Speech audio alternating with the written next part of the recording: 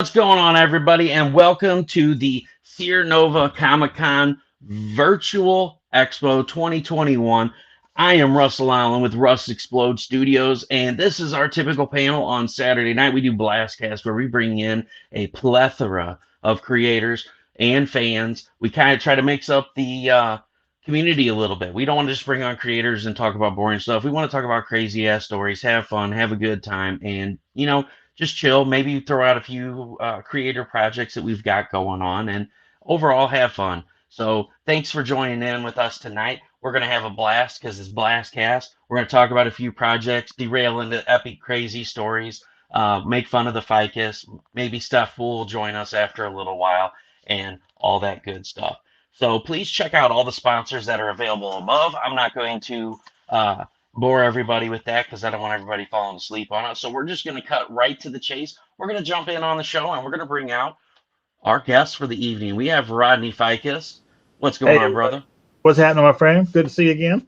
Hey, are we going to get a rodent pool? There might be. I've heard some rumblings upstairs, so I think he might be here. So if you guys didn't know, last night was the first epic rodent pool and Stefpool broadcast from Friday Night Art and Chat with the Love Muscle and the Rodent. So you guys can look forward to that for the rest of the year because Sean Forney isn't going to be joining in for Friday Night Draw. So we're going to do some fun stuff last night. We're going to talk about this too. We drew Nita Lanning with the 30-pound egg and Chuck Pino.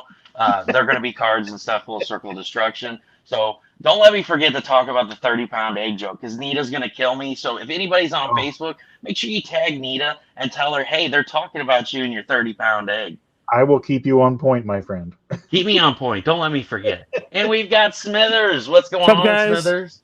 Not much. How are you What's guys happening, doing? Smithers? Not much. Just got off work, ready to party here. Man, Ready to party. Yeah, that's what it's all about, brother. So we got Tom Hutchison in here with Big Dog Inc. representing. Hey, what happened to the VHS collection? I'm going to let Mr. Bishop have that glory. You're going to let him have that glory. So speaking of Mr. Bishop, here is Thomas Bishop. You are muted. Don't forget to unmute your mic. What's going on, my friend? Oh, not much. Just hanging out, getting, cleaning discs all day pretty much is what I did and testing stuff. Oh, man. Fun. Well, it looks like you got a lot of discs back there to clean and, all that fun stuff. So. And we've got Tiffaney with Tiff Allen Personalizes. How are you doing tonight? Good. Broadcasting live from the attic of Russ Explode Studios. Only the finest. The attic? Yeah, the attic. I didn't know I was stuck in the attic, but okay. Yeah, it's all for good fun. And last but not least, we have Heather Ellen with Comics and More, New Jersey. How are you doing tonight? Good, how are you? Look at me trying to be all professional. I mean, what the fuck is this? I'm just That'll last just couple minutes. I just broke the barrier. I dropped the first F-bomb, so feel free to move about your stuff. I just love it. I'm like bringing everybody out like this is a professional show. We all know better than that. It's Blastcast. This has never been professional. I get kicked out 90% of the time. So if you guys see me coming in and out, just laugh about it. Tell me how shitty my AOL internet is. So we're going to go to the comments here. We've got Jack in the comments. Why are you broken, Trish? Yeah, unfortunately, Trish won't be able to make it tonight. Break it. So Trish and Chuck, I don't know what happened to Sean Barber. Chuck isn't able to make it either. Wendy had some stuff that needed done. So we've got a couple of fill-ins we're feeling out there. If anybody wants to join in for a little bit and talk and you're unable to, we have some spaces open. Looks like right now we have 3 open, so feel free to message me. And we've got DPopp Customz in here. What's up, Dustin? Let's see. And they're all talking amongst themselves. What's going on, Mike? Thanks for joining in. Michaela Jade, thank you for joining in. Everyone check out Michaela Jade's awesome book series.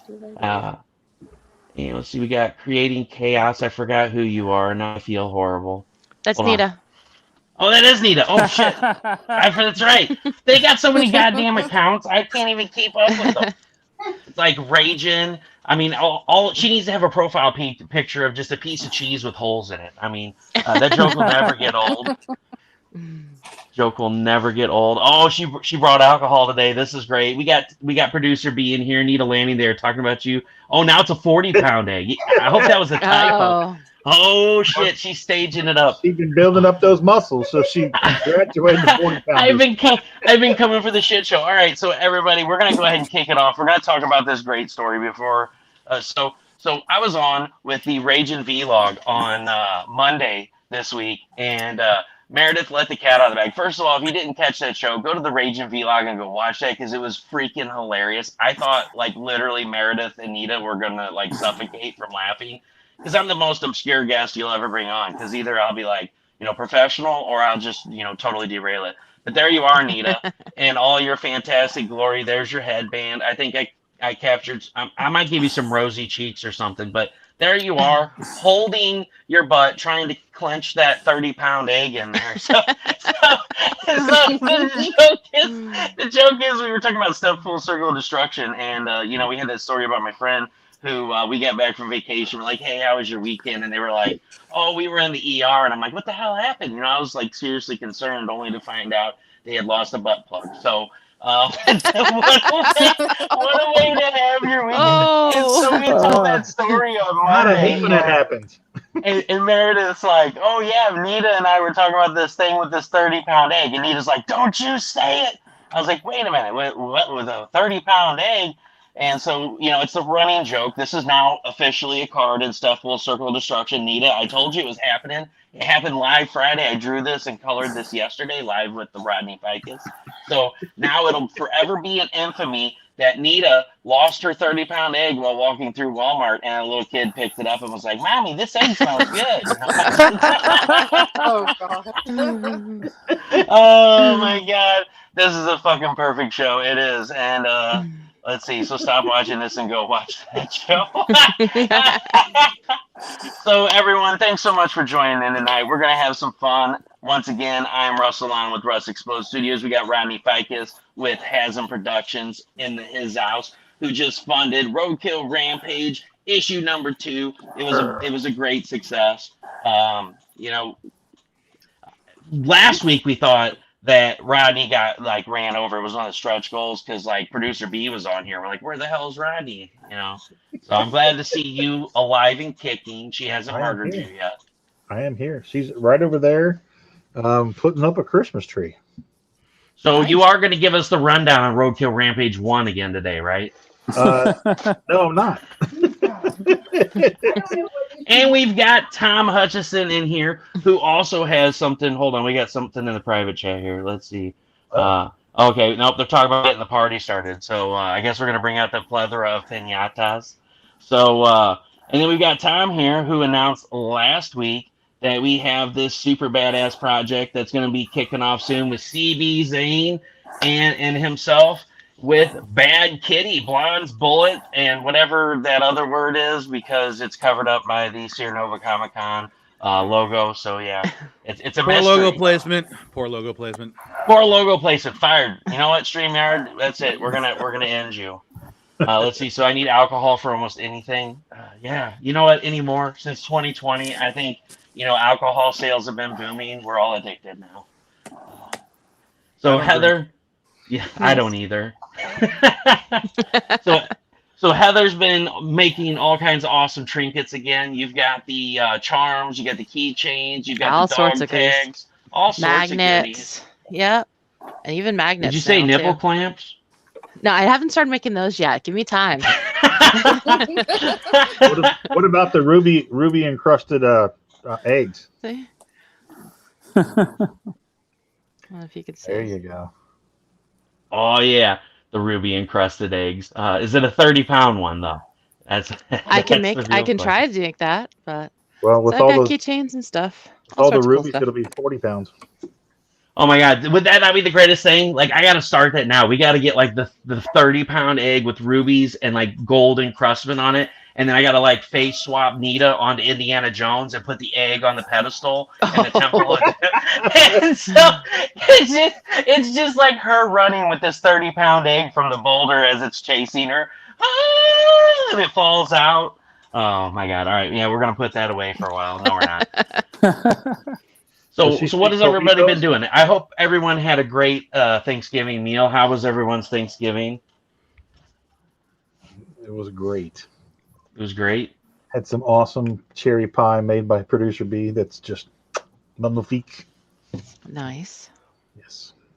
Yeah, I think her family went out of town for Thanksgiving, and so we had my grandparents down. My grandparents haven't been doing too well. My grandma's been having heart issues, and my grandpa's been having hip issues, so we invited them down. We were gonna go up there, but she usually has it every year, but they've been doing kind of bad, so they're like, "Oh, we're not doing anything for Thanksgiving." So we're like, "Oh, come on down." So we had we had almost a 25-pound turkey because we couldn't find anything smaller. And so, like, Ibotta had like $15 back. So we're like, hell yeah, free turkey, because the turkey was like $22. So we got like a 25-pound turkey for $7, and it was a honeysuckle. So like, we're like, yeah, come on down. We got turkey, we've got ham, and yeah, it freaking everybody ate the shit out of it. And then I think we all went in a coma yesterday. Hello. You know Where you at, Joshua? I sent you the link, man. Come on, get your ass in here. Don't be like hiding in the comments. How dare you? So does anybody have any funny family stories? Anything crazy that happened yesterday? Mine was pretty You quiet. do know that yesterday was not Thanksgiving, right? Oh, I know, but I'm saying, does anybody have any crazy family stories from Thanksgiving? But two days ago. yesterday was the day of fucking craziness, where, Walmart opens their doors and some old man gets trampled by a stampede of people looking for toilet paper or, other things that they're saving, $10 on that'll be broke in a month. Like, that's my favorite thing about Black Friday. Like, half of it's just like junk shit that like is last year's model. And they're like, look at all these dummies buying this. These are defective. They'll quit working in a week. Like, what did we buy last year, Tiffany? We bought like a waffle maker. No, what the hell did we buy? We bought that crock pot. We used it once and it never worked again. The little one for the queso dip. You freely admit you were part of the yeah. dummy horde that went out and consumed on Black Well, Friday. see, we don't go until later in the day. And the It only Doesn't thing matter. that You still went. Doesn't matter. You You went still and bought the defective merchandise. You were on the back end of the dummy horde. Wait a minute. Wait. So we go for kids pajamas because kids clothing is expensive as fuck. And But so you bought like, a queso dip thing that broke. So no, but wait. That was like 2 years ago. No, that was this one down here bought that. See, we're like, I get work socks because the work socks are super cheap. You can get like a 6-pack of socks that's normally like $27.99 for like $5. And then we get kids pajamas because they grow out of them so quick. So we get all their winter pajamas on. Okay, let's clarify this for a second. Did you or did you not buy a crock pot? She bought a crock pot. I did like 2 years ago, and it was junk. Yeah, well, we didn't go last year because the whole thing, everything was online anyway. But yeah, I mean, so we went yesterday, and so here's the funny thing. So we went to go get kids pajamas yesterday. You can't even fucking buy pajamas, people. They're stuck on a boat somewhere. I asked the manager, I was like, hey, I see the girls' pajamas for kids, but there's no boys. So see, we went to Washington first, they had none. No boys, no girls. So we go to Union, they got girls and no boys. And so we're like, did you guys get boys' pajamas in, or are you just sold out? And she's like, no, half the stuff we were supposed to get didn't come in. It's all stuck on a boat. I'm like, how ridiculous is that? Like, we've gone to the point that we can't even buy pajamas for kids anymore. I mean, what's it going to be next? Shop local. Right. Pretty much. Yeah, pretty much. Well, I mean, that's the thing. You try to shop with Tiffany, who just blacked out for some reason. She's embarrassed over the crock pot. Either that or she went to go find it and throw at my head. Either way. Either way. So, like, she's been taking orders for stuff, and we'll order a shirt, and it'll be like, sorry, this shirt's on indefinite back order. Let's see, what did we say? She said, I can make vibrating nipple clamps if you would like them. Sure, hook us up with a set. How are kids' clothes as expensive or more expensive than adult clothes? And that's a true story, man. I can go buy like me 6 shirts for what it costs me to buy 1 shirt for my kids. I'm like, what the hell? Or unless you buy toddler ones like this, that is not contraption. Not gonna fit you. Oh, it fits me okay. I mean, here we go. we're gonna transform here. Hey guys, what's up? It's Stefpool. Fuck you guys. It does fit. You told you it'd fit me. All right. So anyway, so this was a kids T-shirt. It was like $3. So that was a definite steal. But no, kids' clothes are ridiculous. It's like you go buy them a pair of shoes in a week they wear out. So Michaela J went to Bass Pro and bought a fish cleaning table. That was the Extent. extent of my fun. Yes, thank you. Translation. So anyway, so we didn't go Black Friday shopping yesterday. We just went and got kids pajamas, and we didn't get kids pajamas. So Roderick got pink pajamas. I was like, I'm sorry, bud. They're stuck on a boat somewhere. Whenever they decide to come in, we'll buy you. So But wait, you decided to wait until his pajamas are completely destroyed, so he only has the option of wearing these now? There's no other pajamas but these? Well, see, they don't wear pajamas in the summertime, so we only get them in the winter. So the only pajamas they have are from last year, and they trust me, they're way outgrown from them. Like Adriana put on the shirt. It was like she grabbed one from last year out of her drawer and she put it on. It was like a corset. She's like, "Mommy, look, it still fits," and it's like a belly dancer shirt. It's up above. You gotta just buy normal clothes. They're gonna grow into it. Just buy normal clothes, man. Yep, I know. This is an easy fix. Like, I'm not even a parent, and I'm like, this is some bullshit. I'm not buying this onesie crap. Just put the kid in a T-shirt, and in 5 years, he's gonna fit in it. You know. As they swim in it until then. Who cares? Yeah, exactly. Who cares? Well, that is the funny thing. Wrap it up and do whatever you need to do. Do whatever you need to I brought Roderick 10 to 12, and they're way too big on him. So Tiffany's like, "We're going to have to take those back." I was like, no, they're perfect because they keep his feet warm. His pants completely full of his feet. I was like, "No, we don't have to get him socks for pajamas." So, oh my God. Understand. Yeah, you just wrap it around the feet, get some like hair ties to keep it in place, and you're good. You're good. We'll solve all the problems tonight. So Nita said, "I grabbed my youngest and headed for the hills. We're at the Tunica Biloxi Reservation teaching the kiddo about her roots." That is awesome. I'm glad to hear that. I hope you guys are staying warm. It might be some cold nights down there. I know our weather sucks right now. I don't know what to wear. I go outside in a short sleeve shirt and it's 20, and I go outside in a long sleeve shirt and it's 80. It's like, what the fuck? So I'm like, whatever, it's Russian roulette. What's going on again, Mike? So let's start with you, Tom. Let's talk about some projects now. Let's actually get on track here for a little bit. So Bad Kitty, you had the announcement last week. Do we have any more information available for that? I mean, not as far as release dates and stuff. That's all up to Dynamite. I don't have any, since this is a Dynamite production. It's not a Big Dog production. I don't have all of that stuff.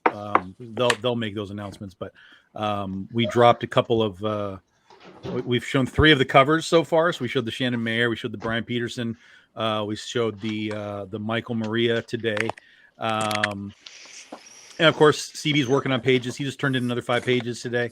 We're working on colorists for it. They're doing some colorist tryouts. They've got a guy that they like. I've got a guy that's a Big Dog Ink guy who's doing a tryout. So we're gonna kind of see what they can do with the pieces, and then basically say okay, who's grabbing the vibe of this book enough, and then we'll make a pick, and they'll get the job and we'll roll into it. I mean, script's done, so it's basically just CB drawing and us figuring out the colors, and then we're good to go. But as soon as Dynamite wants to go boom, then we'll let y'all know what's going on. Awesome. That sounds awesome. Sweet. So for those of you that don't know, I did put out the call earlier this week. Sorry guys, I'm logging into the PC so we can bring up some stuff. Since we're a few people short, I'll be able to log in on that. So earlier this week, when I was up with Steph and Carrie Ann, we sat around and we talked about some stuff, and they offered to do a cover for a CB 4K comic book. So this is something that we had the idea. We sat around and we talked about it a little bit. So this is something I want to announce on here. I know I made an announcement on Facebook, but I put a calling out there. I said, "Hey guys, I need somebody to do interior art for me. If somebody would be willing to do that, that would be awesome.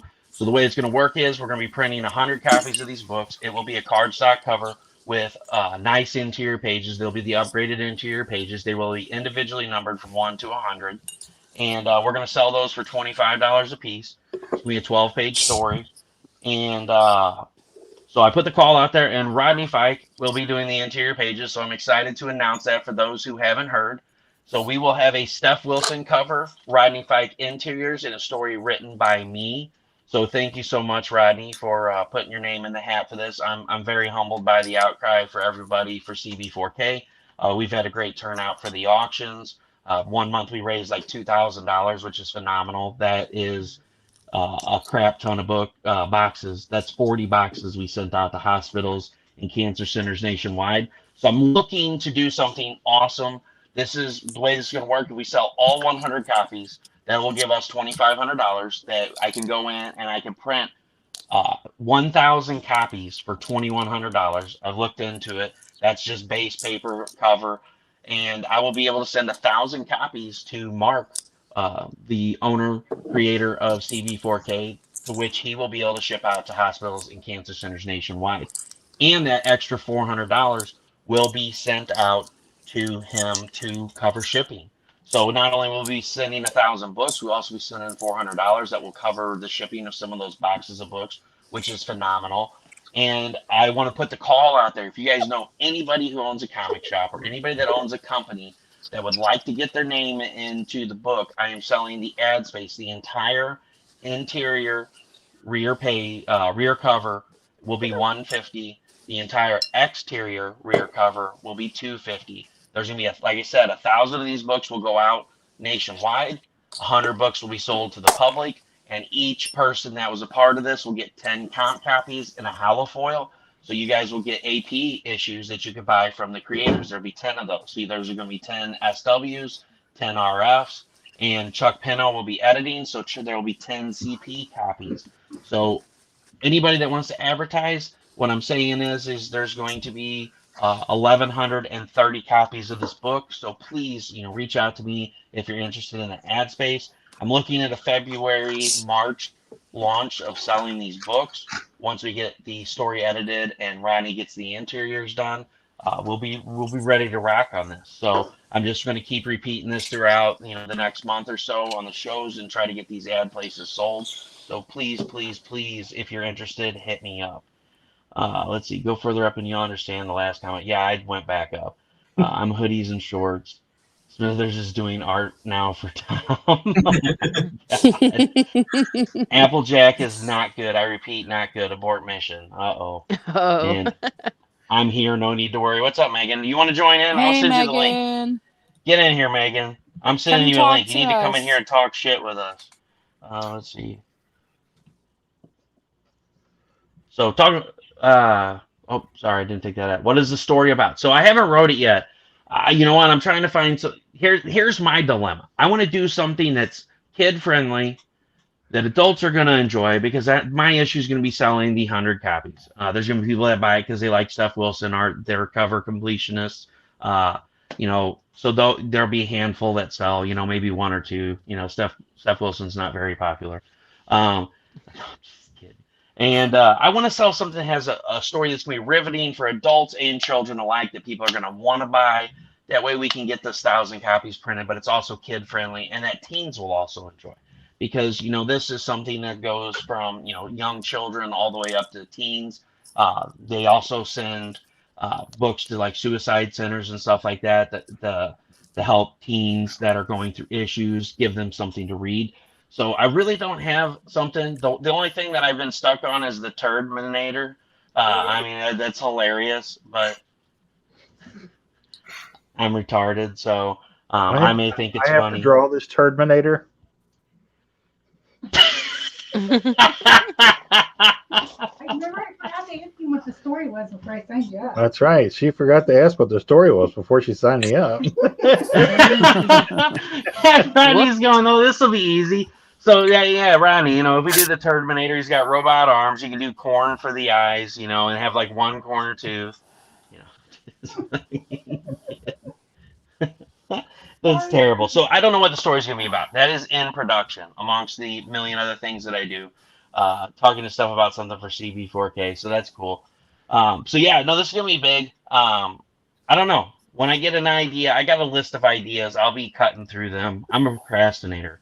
I'll look at the list and I'll be like, I don't really like any of these, and then it'll just randomly ding in my head, and then the story will play itself out. So we'll see. Once I have an idea, we'll put it into the wind. Things are so dark and broody, just like the DC universe, because they were never disciplined. Oh, they were not. Yeah. So I don't know. I don't know yet. We'll see. Sorry, guys. I'm trying to send Megan this link. I keep getting sidetracked. My brain's a freaking disaster today. Nothing new. So, Tom, Heather? Bad Kitty, is it? I can't remember last week if you said it was an ongoing or if it's a mini limited series. Well, this is just going to be a one shot. Oh, okay. As we sort of, because it's a big sort of test, right? So it's a character that's been dormant mostly for the last like 7 years. She's appeared on random occasion, but hasn't had her own book in 7 years. So this will be a one shot sort of reimagining retcon reboot thing. And basically the way that I pitched it to Dynamite was, I mean, I sound like a dick, but I don't like how you reimagined her the first time. So let's throw that out and kind of start over using the original Chaos stuff as the foundation, which is basically like supernatural Punisher type of thing. And they were open to that. They're like, yeah, okay, tell us more. And so I kept telling them more, and I kept giving them more, like this way. And they were like, okay. Script it up. I scripted it up. I threw a lot of stuff in there that I thought would be cool that we could use like to go forward, because my thought process is this is going to be a success. And then Dynamite will be like, well, we have to do more. And I'll be like, well, I'm ready for more. And so I put stuff into the script that are purposeful threads that we can run with going forward. But all of that was just on the fly. It was kind of like, okay, I'm in the script. Let me drop some stuff in, fully aware that this isn't my character or my company or anything. So they could come back with the script and be like, yo, you got to change this. You got to fix this. This has to blend with, whatever else they have in the Chaos universe. But when they got the script, they were like, okay, go. So everything that I dropped in there, they were good with. And so if it comes down to, okay, let's work on what's next. I'm 100% ready to just flip the switch and be like, okay, here's a 5-issue miniseries that follows this up, and we start carrying forward. So I'm ready to go as soon as they are happy with the response, and then we're good. That's cool. That's pretty exciting. I'm looking forward to it. So. Yeah, I mean, it's funny because I've had this conversation with people before and on shows like this, and just sort of in nerddom, particularly in the creator realm of nerddom. It's like, oh man, what would you like to do? You want to work for Marvel or DC or whatever? I'm just like, no, not really. Like, I don't know. Like, if Marvel or DC came to me right now and were like, yo, Tom, we really like what you do. Like, come do something for us. I'd be like, I don't know what to do. I mean, I could figure something out, but I'm not sitting here with like a Wonder Woman story in my head or a Spider-Man story in my head. Like, that just doesn't exist. I don't have let me tell you what I can do for you guys. But when it comes to smaller publishers, there's been opportunities in the past where smaller publishers have been like, okay, we want people to do some of this stuff for us. And I'm like, yeah, there's definitely companies that have unique licenses or unique characters that are theirs that I'd be like, yeah, you know what? I could definitely see myself like writing this and that or whatever. And there's been a couple opportunities that popped up over the years that I kind of walked away from for a number of reasons. But this one, I was like, it was almost just like the clouds parted and the light just shone down on it. It was like, this is a character that I liked back in the day. This is a character that fits into what I write. It's a character that, hasn't been around. It has no supreme history that I have to deal with, Right. It's almost a blank slate that I can kind of put my mark on immediately, assuming that the publisher likes what that mark is. And so it was like the door just opened and I just jammed my foot in it. And I was like, dude, this is it. I'm going to take my shot. This will be the first book that I have published that is not a Big Dog Ink book. So that's really cool too. So I'm really excited about that. And the fact that it's Dynamite. I like what Dynamite does. And it's a character that I liked. It wasn't just something random like, hey, do you want to do a thing? And I'd be like, yeah, I'll do a thing. This was something I wanted to do. Right. And that's really the cool part is I get to do something that, you know, I would have wanted to do, even though I didn't even think the opportunity would ever exist. This was just an out of the blue thing. Yeah. I kind of share your desires for working with the smaller press people. For me, it's more just that there's more original material out there, more unique opportunities. If I go to Marvel, I'm going to be writing a formula story for Spider-Man or the Avengers. Not that I would turn it down, but that's what you're going to get. Yeah. And with IPs, you're dealing with the actual creator, or if I wasn't doing my own IP. And that, to me, I mean, it sounds like you and I have been doing this probably as long, you know, about the same amount of time. And I've always gravitated towards doing my own thing. You know, if they ever came knocking, that would be one thing. But I just love delving in the realm of our own shit. Yeah. That was always it for me. Is I was, and the other thing for me, obviously, which is in some ways unique to me, is that I had so much that I've done already that it's not like I'm hurting for something to do. So if I'm doing a book and it's like, okay, the book's done, I'm not sitting here waiting for a job. I can just be like, okay, well, now I'll go do this book and we move on. So I've got plenty to do. But you know, if the right opportunity pops in like this, and also they were totally open to all the artists that I wanted to bring in. I pitched CB to them like right away. I was like, this guy's really good. I can work with him. They were like, cool, go. I gave them a list of cover artists. They were like, yep, line them up. So it all, they opened the door for me. I mean, they were just like, dude, basically whatever you want to do, go ahead and do it. And, you know, I got to thank Nick and, all the editors and everybody for that, because I wasn't really expecting that. Right. It was, I was expecting like, no, you can't do that. You have to do it this way. You know, this is how we do it at Dynamite or whatever. Right. And I really didn't get any of that. You were expecting a whole bunch of chains to be put on you. To some degree. I mean, I knew I was coming in with like a character that doesn't have a lot going on. So I knew that we were going to be able to monkey with it. But I assumed somewhere in the script they'd be like, well, we don't want to do that part. And I'd be like, okay, we can take that out. That's fine. But they were all in. So it's awesome. There's no excuses now. That I can say that Dynamite was happy with what I did. So if it sinks or swims, it's on my shoulders. That's cool. So speaking of CB4K, I'm gonna throw this piece up real quick. Sorry guys, I don't mean to interrupt. So I got this Lily the Demoness eating a piece of pizza. We're talking about CB Zane. This is a CB Zane original. It is comic sized. And we're going to start this bad boy out at $50. You know what? We're going to do something fun. We've never done this before on here. So I will be watching the comments. We're going to start this out at $50 shipped. Like I said, this is a comic sized. This is an original art piece signed by CB Zane himself right here. And like I said, we're going to start this out at $50. All money goes to CB4K. We're going to throw this bad boy up. I'm going to mention it every once in a while. So for anybody in the comments, if you would like to bid on that, just put Lily and put your bid on there. And we'll try to get rid of some of these stuff tonight. I did it again, damn it. So have you done anything for anybody, Rodney, like I'm doing, or have you just done your own stuff? Well, let's see. I did. I've done covers, colored covers for a bunch of smaller press companies. Did a lot of ad design for Lightning Comics way back in the day. I was a assistant inker on G.I. Joe when it was with Devil's Due for almost a year. But as far as like creating stuff, like you've got your Roadkill Rampage and stuff, like has all your creation stuff just been your own?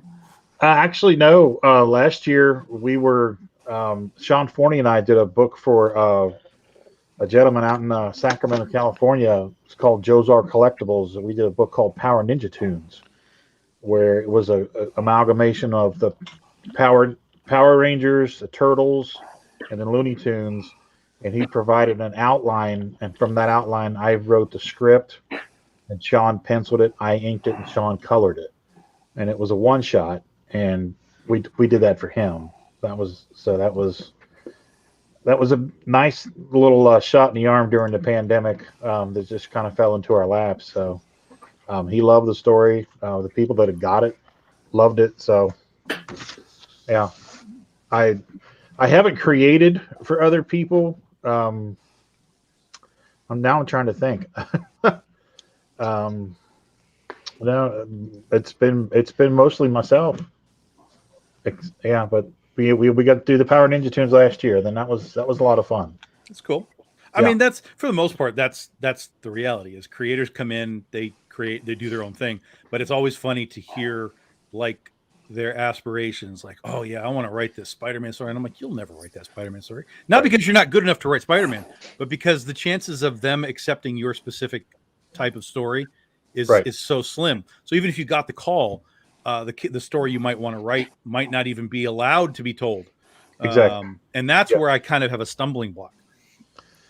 Yeah, I have some friends that are bigger names, and he told me one time that he kept sending, he's an inker, and he kept sending inking samples to Mike Carlin at DC Comics. And he said Mike finally called him and said, look, he says, so-and-so, you're a decent inker, okay? I know you can do the job, but I have a list of 450 guys that are decent inkers that can do the job as well or better than you. That's the mountain you're trying to climb. And that's kind of how I've known that since the time I was in high school. So the aspiration is there, like you said. If it fell into my lap, last year it did. We had a great time, made a great product. Everybody loved it. But for the most part, I've got so much stuff up here, that I'm lost in my own world most of the time anyway. So I love creating, so I'm having fun. That's what I'm doing now. I'm doing a pinup for the next issue of Roadkill Rampage. So yeah, always creating, whether it's for myself or for somebody else. So, and now I'm going to be creating for this love muscle over here, and some Terminator turd or something. Well, and let's not forget, Ronnie, you also did this piece here. True. You did the story of Blue. Well, I did the artwork. Yeah, well, that's what I meant. The artwork. You did the art for the story of Blue. Ow. Yeah, and I also, now that you mention it, I did do a book called The Bad Boy Alphabet, and The Pit of Pink Eye. They're like bathroom books. A friend of ours approached. Did you say The Pit of Pink Eye? The Pit of Pink Eye, yeah, and the Bad Boy Alphabet book. And the Bad Boy Alphabet book is hilarious. But they're little like 6x6 bathroom books. So I did both of those probably 5 years ago. Yeah. And then and you also did some stuff for Scarlet's Field Guide to Cryptids and Other Creatures, as well as the Cincinnati Ghost It's all story. coming out. Yeah, I wrote 3 stories for the Scarlet's Field Guide to Cryptids and Other Creatures for Sean and Stephanie Forney for Scarlet Huntress. And I did 2 pieces of artwork in that, and I actually inked 2 pieces of Sean's work in that as well. Everybody thinks he's too busy. Yeah, everybody thinks I'm too busy, so they never ask. So, And he never so I just started throwing out there. yeah, Producer B started throwing me out there, so there you go. All right, enough about me. What else is going on? So, just so everybody knows, thank you very much, Mike Weslowski, for bidding on this. The current bid for Lily eating a piece of pizza. Again, this is Lily the Demoness from Codex Entertainment LLC, Luis Torres. And this is a piece drawn and inked by CB Zane. It is comic book sized, and he started at the bid at $55. So thank you very much for that, Mike. I very much appreciate it.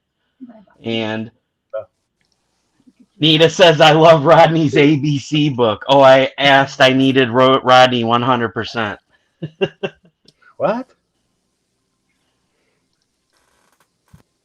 Oh, she's talking about the Bad Boy Alphabet book. Yeah. Yeah. Okay. Yeah. Yeah, they're funny. So Thomas Bishop. Yeah, that's right. I'm talking to you. Don't be falling asleep on me down there. Thomas, what do you got going what's on? the best movie ever? Yeah, what's the You have best all movie of them ever, and what behind does you. it feel like? You have all Yeah, of and the what does movies it behind feel you. like to What's the camp best out in Blockbuster since there's no power? It looks like you've got a glow light or something you're using. Well, no, I mean that's literally just the lamp, like to my right. It's just the overhead lights. Just the glare is terrible, so I'm trying to avoid I know. that. I'm just giving you shit. But no, I mean, Oh, cool. I don't know what their greatest movie is, but I did see yesterday House of Gucci and Resident Evil, the reboot. That sounds like neither of those are the right answer. No, but I mean, Resident Evil was the movie we should have seen. What, 7 movies ago? You know. What's up, Rag Guy? So, what's going on? Hi. Oh, I was just we were asking Thomas what the best movie of all time was, and he held up Fartoons Productions, which he just received in the mail today. Oh, really? He was like, "Don't put me on the spot like that." And look at Thomas just made me. He's like, "I haven't even fucking watched it yet. I told you that earlier. I just got it in the mail today." So show off that bad boy, Thomas. Show it off. Yeah, no, I got both of these. Yeah, see how the fucking glare is just awful. But yeah. Yeah, it is terrible. But hey, that's awesome. So for any of you guys out there, you can get those fine movies from Rye Guy. You can send him a message and hit him up, and you will get these awesome cartoon DVDs. Yes, we have a creator who has DVDs. So you can hit him up, send him a message. He'll say, "Hey, man, send me $5-10, and I'll mail you these awesome videos. You got to watch them. You're going to laugh. You're going to love it." And you know, you just had another premiere, 3 days ago for the episode 3 of your Ryan's reviews. Oh yeah, that was several days ago. That was last week. No, Oh, it was it last week? I just woke up, so I'm out of it right now. So I slept all day. But It's past Christmas now, so it's yeah. It's past Christmas. Dude, you missed New Year's. It's already 2022. Fuck. Yeah, it's already starting out the year bad. And thank you, Bengals Greg, won for the popping Super that Bowl. in there. So Ryan, what does it feel like to wake up and come out of this turkey coma, and it's now the year 2025? We have flying cars, we have jetpacks, and DVDs have become obsolete, so you can't sell those anymore. Now everything's digital. Just my luck. Just my Yeah. shitty luck.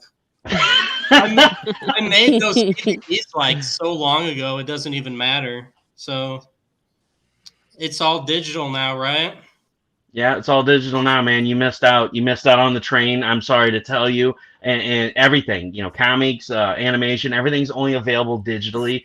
CDs were used in World War III and CD launchers because bullets were outlawed. So that's why all the DVDs and Blu-rays are no longer used. Yeah, you remember those guns back in the old day that used to fire those little plastic discs? Yeah. Now they have guns that Yeah. shoot CDs out. Yeah, it sharpens them as it spins them out. That's right. It's just got like two stones in there. It just sharpens the edge and just like. I mean, you have no fucking clue where them things are gonna go. You might just like randomly hit a stray, cat or a dog or something. freaking 20 big gust of wind just comes in, takes it out of nowhere. It circles back around like a boomerang and just takes you out. You're like, damn it! Oh man, the random gunshots. I love it. So Thomas, you were saying the best movie ever. You're not getting out of this. You You're not getting out apparently of this broke it question. down to House of Gucci and Resident Evil. These are good choices. I mean, that's just what I've seen recently. I don't know about the best movie ever. That's I don't think it exists. Wait a minute. Did he say You're- House of Gucci or House of Coochie? I mean, we have to break this down. Which one was it really? No, I mean, I saw What? it. I What? saw For those those, in right? the theater, but I don't know about. Wait, Resident Evil was in the theater? Yeah, it's only played at the movie theater. It's Where the hell is Really? that? It's not where I am. really you don't have it really. It's, No.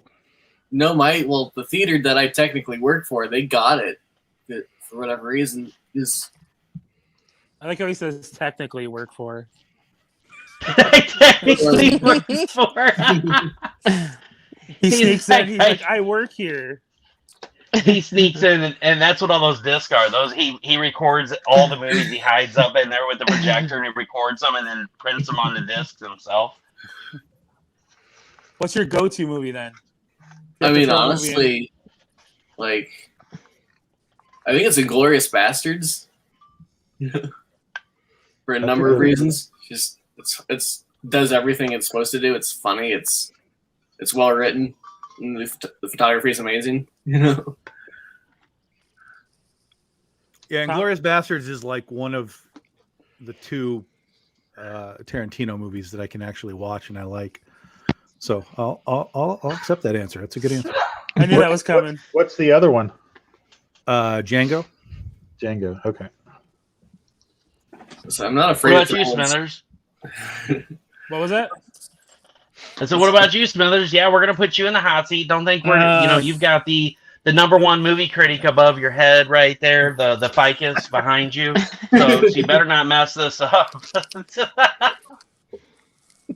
The best movie ever, or my Yeah. go-to movie? Yeah, the best movie ever and your go-to movie. Well, my go-to movie that I can watch without getting really tired of is Big Trouble in Little China. It's good. Yes. Since I was a kid, I can always throw it on and just watch it and not have a problem with it. Best movie ever. Oh God. I'm a huge fan of the Blade Runner, the director's cut. Huge fan. But yeah. I don't like the director's cut. I like the narration. Really? The Thing's up there. I love The Thing. John Carpenter's The Thing. That's something I can watch a lot. But I'm gonna no, throw actually, in. I lied. My favorite movie is Seven Samurai. I always love Seven Samurai. I can watch it all the time. And for those of you, we're now up to 65 on this bad boy. I told you I'm just going to pop it up here. So DPopp Customz threw in $65 on the Lily the Demoness piece here, eating a piece of pizza by CB Zane. So guys, keep those bids coming in. Once again, that is for CB4K. For anybody that's just now joining in, we are at $65. So Heather, what about you? What is your go-to movie, and what is your favorite movie that you would say is the best movie ever? Goodfellas has got to be one of my favorites of all time. Yes. When I'm in a mood, though, Grown Ups, because no matter what, that dog makes me laugh. So I just put that on and disappear. Or Princess Bride. It depends on which kind of mood I'm in. But those are probably the top three that I watch all the time. So this is the funniest movie ever to just mention to somebody that's never watched it, because they're like, what the hell's wrong with this person? The Princess Bride, it sounds like the corniest, like, sob story, lovey-dovey movie in the world, for those that have never seen it, of course.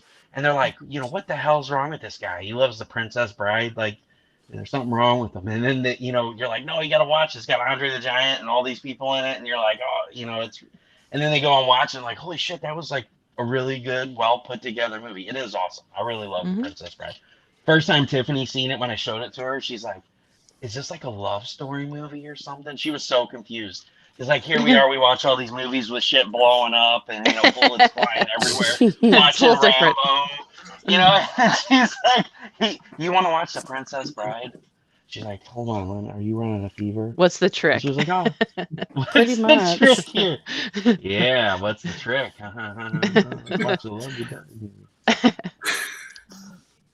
So, Tiffany, you're in the hot seat. Favorite movie ever? Go. I already know. Don't even talk. It's Dirty Dancing. That's her favorite movie ever.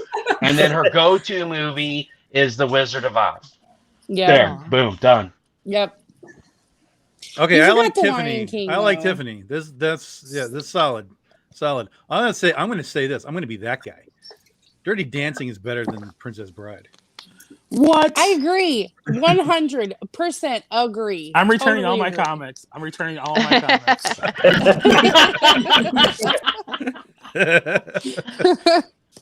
Totally agree. But yeah, that and she really likes, what's the other one? There's one other one that like we cannot find for like you've been trying to find it for like 5 years and it's just pissed. Coyote Ugly. That's the one. Yeah. I found He's it though. tried to buy that on Blu-ray or DVD for like 5 or 6 years and like nobody stocks Dude, it. I think I can go down to Thornton's and get that for you. Yeah, I think Walmart has The it. hell Okay, is well, Thornton? seriously, do it. Like, The gas seriously, because station. I can't find it around here. Oh, it's a gas station. Yeah. Oh, that's right. Thornton's is a gas station. I I'm can't not- I'm find so it used around to- here. I don't care where it comes from. You Well, can so go we on should have- eBay right now and get it for about $15 Blu-ray. I can Oh, find there it you go. I never thought about I checking. didn't. I didn't either. Thomas, do you Yeah. have it behind you? I might. Hmm. I might. He don't even know what he has. He's like I'm at the point that I ran out of Producer data. B and found it I- on Amazon for $10. There you go. $5 All right, there you go, Amazon. Tiffany. Shipping. It used to not be on Amazon. I've looked Well, on every time we- Amazon. To be $5. honest, every time we've checked Amazon, it's been out of stock. So Well, we yeah, Heather that's found true. it for $5. There you go. $5. well, see. There you go. It is Yeah, around I mean- Christmas time. On It's eBay, DVD though. there's not a lot of listings even on eBay, so it's not a movie it's probably out of print, but it's out there. Probably. I mean, it's Touchstone Jerry Bruckheimer, so maybe. I mean, he never released Cold Case on DVD, so it's. I mean, I have to watch that on HBO Max for some godforsaken reason. I think Coyote Ugly is on HBO Max too, isn't it? Or is it on Probably, yeah. I mean, it's because Prime? streaming. I watched it here not too long ago because it was on a streaming service. Well, I'm And I gonna don't go. remember which one. My favorite movie is probably Unbreakable, just because I don't know. That It was was a a good long one. time ago. It was one of those movies that I didn't know anything about going into it, and just the way the twists and turns went throughout the movie, I really liked the way that it laid out. And then, like when the sequels came out, it just blew my mind. And Glass at the end, what happened? It was just mind blowing. And then I think I would have to say my go-to movies to watch is the Ernest series. I fucking love Jim Varney. I love Ernest. I don't care what anybody says about it. I will, to the end of days, watch the Ernest movies with my nieces, nephews. When my grandkids come over, I'm gonna be like, "Oh, it's Halloween time. We're watching Ernest Scared Stupid, and we're gonna kill trolls with Miak." Like, I have seen one Ernest movie, and it was Ernest Goes to Camp, and I only watched it because of the camp thing that I did with Noble, and we were watching camp movies, and I was like, oh yeah, there's like an Ernest Goes to Camp, right? So I watched that. That'll be my last Ernest movie as well. Airplane, that's another good movie. Jack wants to know what your guys' favorite movie for end credit scene. Mine is Airplane. And Michaela Jade wants to fight somebody because she said Beauty and the Beast is the best movie. And That is a good Michaela- movie too, though. It is. That is a good Jack movie wants to too. know if you're talking live action or if you're talking the cartoon, Michaela, so please specify. She's talking. I don't know about cartoon. end Nobody credit talks scenes. about the live action Beauty and the Beast. I Who turned cares? that off here the other day. No The one kids cares. wanted to watch Beauty and the Beast, and I was like, "Oh, okay, yeah, we could, yeah, okay." And then Yeah, I turned Hermione it was off. on I'm like, there? Nope. Deleted. All right, we're at $70 for Lily. Thank you very much, Mike. So The what's- cartoon one, the live action one, is bullshit. So what's Tom's go-to movie and his favorite movie of all time? So Godzilla, no. I don't know that. It's kind of tough. I actually did one time a top like 200 list of like movies that I've seen, which was really interesting to like be putting these. Oh yeah, that movie. Okay, where would it fit? You know, in the list. I did it like 10 years ago. I want to say like the top 3 were like Jaws, The Empire Strikes Back. What was I don't know, something like that. So those two were pretty high on the list for me. And Jaws actually, I seem to be able to watch that pretty regularly. It came out, they did like a 45th anniversary thing last year, and I bought the Steelbook, and I hadn't watched it in a long time, but I was like, I've seen this movie 1,000 times, I'm never going to watch it. I put it in, and it was like I was immediately in. I was immediately like, this is a fucking great movie. I forgot how great this movie is. It's a good movie. So yeah, Jaws would be probably one of those, like, just great. It's so great. It's so great. So that might be my go-to movie, because I mean, it's like you said, it sucks you in. It does what it's supposed to do. Exactly. Yes. Yeah. It's not going to be anybody's go-to movie that's like of this generation, because there's not enough shark. There's too much talking. I'm like, that's what a fucking movie is. It's characters doing things. And when you have those three guys together, oh my God, that's magic right there. Yeah, So, the best part of the movie is when they're talking about their scars. Yeah, and this is the discussion that's being had now with what's his name saying that comic book movies are crappy movies. What's that dude's name? Oh, Ridley Scott. Ridley Scott. Yeah, he's like, comic movies are crappy, blah blah blah, because he's old school filmmaker. And he's looking at these Marvel movies and so on, like this is just terrible story, right? And I'm like, if you compare Jaws to, like, I don't know, pick the best Marvel movie, whatever you want it to be. You compare Jaws to one of those Marvel movies, honestly, Jaws is going to be better, period. Not necessarily from a spectacle standpoint, but from an actual story, beat by beat, character by character thing. To me, Jaws beats the entire Marvel universe. In a one-on-one examination of what they are.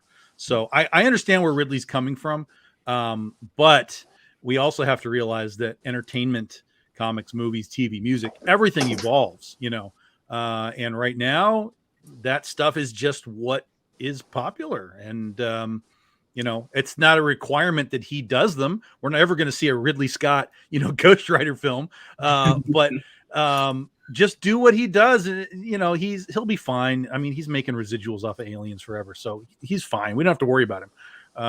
But I understand where he's coming from completely, because it's just different forms of storytelling now. Well, I mean, Jaws is just better written overall. I mean, yeah, exactly. Yeah. Yeah. Yep. So Ryan, go-to movie and your favorite movie. Space Obviously, Jam it's 2. South Park, bigger, longer, and uncut. You're actually right. He's Yeah. got the shirt on. I have a giant poster over here too. A giant South Park, bigger, longer, and uncut poster right there across from me. So that and what? Team America? I haven't watched that in forever, but I did love it when it first came out. I'm sure I'd still love it, but I mean, I remember it pretty well, but I haven't watched it in forever. But go-to movie is probably, I don't know. I have a lot of favorite movies, to be honest with you. Well, I know Space Jam and I know South Park. Space Jam 2, yeah. No, it's not Space Jam 2, but I did like the animation in that, but it was an awful movie, I think. But probably South Park for both. So that's all I got. Fair enough. Rodney? My favorite movie, for personal reasons, it might not be the best movie in the world, but it changed my life, is Star Wars. Because for me, there was a before Star Wars and after Star Wars as far as influencing me for what I was going to spend the rest of my life doing. So that, and then my go-to, or I don't know, there's like a holy trinity of like Predator, Aliens, or Blade Runner. Just kind of that genre. Whenever they're on TV and I'm flipping channels, if one of those are on, I stop, and no matter what point it's at, and just watch the rest of it. I love Goodfellas. I love good gangster movies.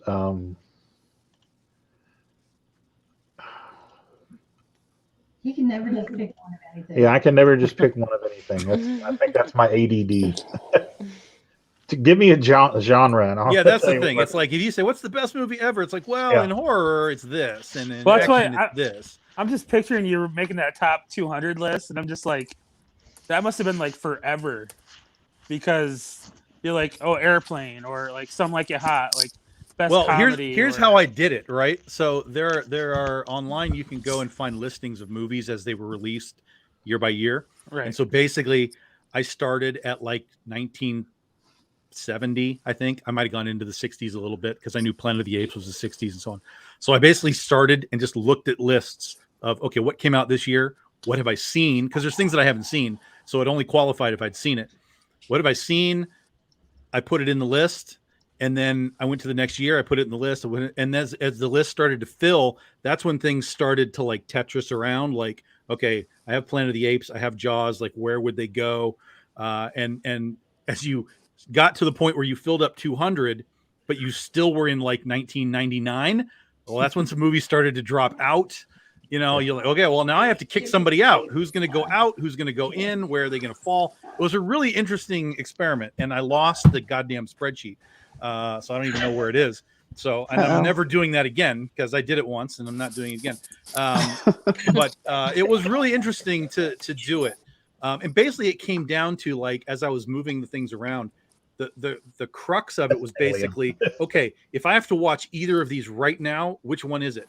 And the winner would go up and the loser would go down. And then I'd have to do that, you know, kind of throughout the thing to figure out where it was all going to land. So it was really fun to do. And there's a lot of movies that you forget sometimes that you even saw, especially when they're so old. You're like, oh my God, I remember that crazy movie. And then you just put it in. Yeah, I have an air sheet with air quotes.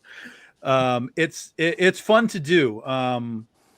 And if you're really a movie buff and you really like movies, I would suggest doing it because it's pretty fun. But just make sure you save it somewhere and it doesn't get lost. Well, Sammy, at least you have a spreadsheet. At least I just kind of watch everything new all the time. I don't necessarily go back unless I want to go back. You know? I live in the back, man. The new stuff, it's like, oh my God, this is a lot. There's a lot of stuff that's fine, but I know it's one and done. Like, I like Shang-Chi. I'm never watching that again. You know, so there's a lot of stuff like that that's like, it's fine, but nah, I'm never gonna buy it. You know, all that kind of stuff. So I'm trying to think of, like, well, actually, there's been some recent stuff. Like I've bought the Conjuring movies and things like that. So there are some new stuff that I buy, but most of the time, my collection is pretty old school.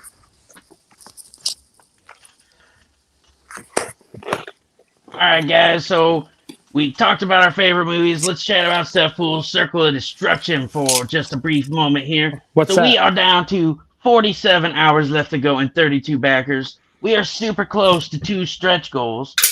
We have a lot of stuff to offer on here. If you guys aren't interested in the game, there is some. Yeah, look at it. It's not even loading. There it goes. So we do have some options for those of you. These are some of the card mock-ups here. This is what the back of the card is going to look like. And give me a second to scroll down here. So we have some sticker packs that are available for those of you that don't want to buy the game. And there's the Not Stefpool for Work edition, which is the it's really raunchy. It's really raunchy. But here's the big thing. We've got all these awesome IPs in use. So we have the Nebulizer, Belial, we got Rain Art, we got all kinds of fun stuff. We're over 40 creators now and their IPs to help share them out. We're past the day one backer bonus, of course, but here we go. We've got the Stefpool stickers. They're really fun, making fun of Steph Wilson. You know, we've got the Leave It for the Colorist. Wait, I'm supposed to do art on the art show, and you know, Where's My Crawlers and the Hulk Ages Crawlers, all that fun stuff. So we got the sticker packs for those of you that don't want to get the card game. Then we've got the Pink Taco, Eating Out Never Tasted So Good, and all these other funny stickers. Fishing Saved Me from Being a Porn Star. You can get both of them for a discount. These will ship out immediately after the campaign funds and the monies come over. And then we've got the card game. You can get the regular card game and all that good stuff. But what we're trying to get to, we'll scroll past all this goodness. And you guys can check out the tiers. I popped the link into the comments. You can also add on Zoom and Nanite Titan if you guys missed out on that hit book that funded earlier this year. You got 210 pages, 190 pages of story, and 20 illustrations from some great artists.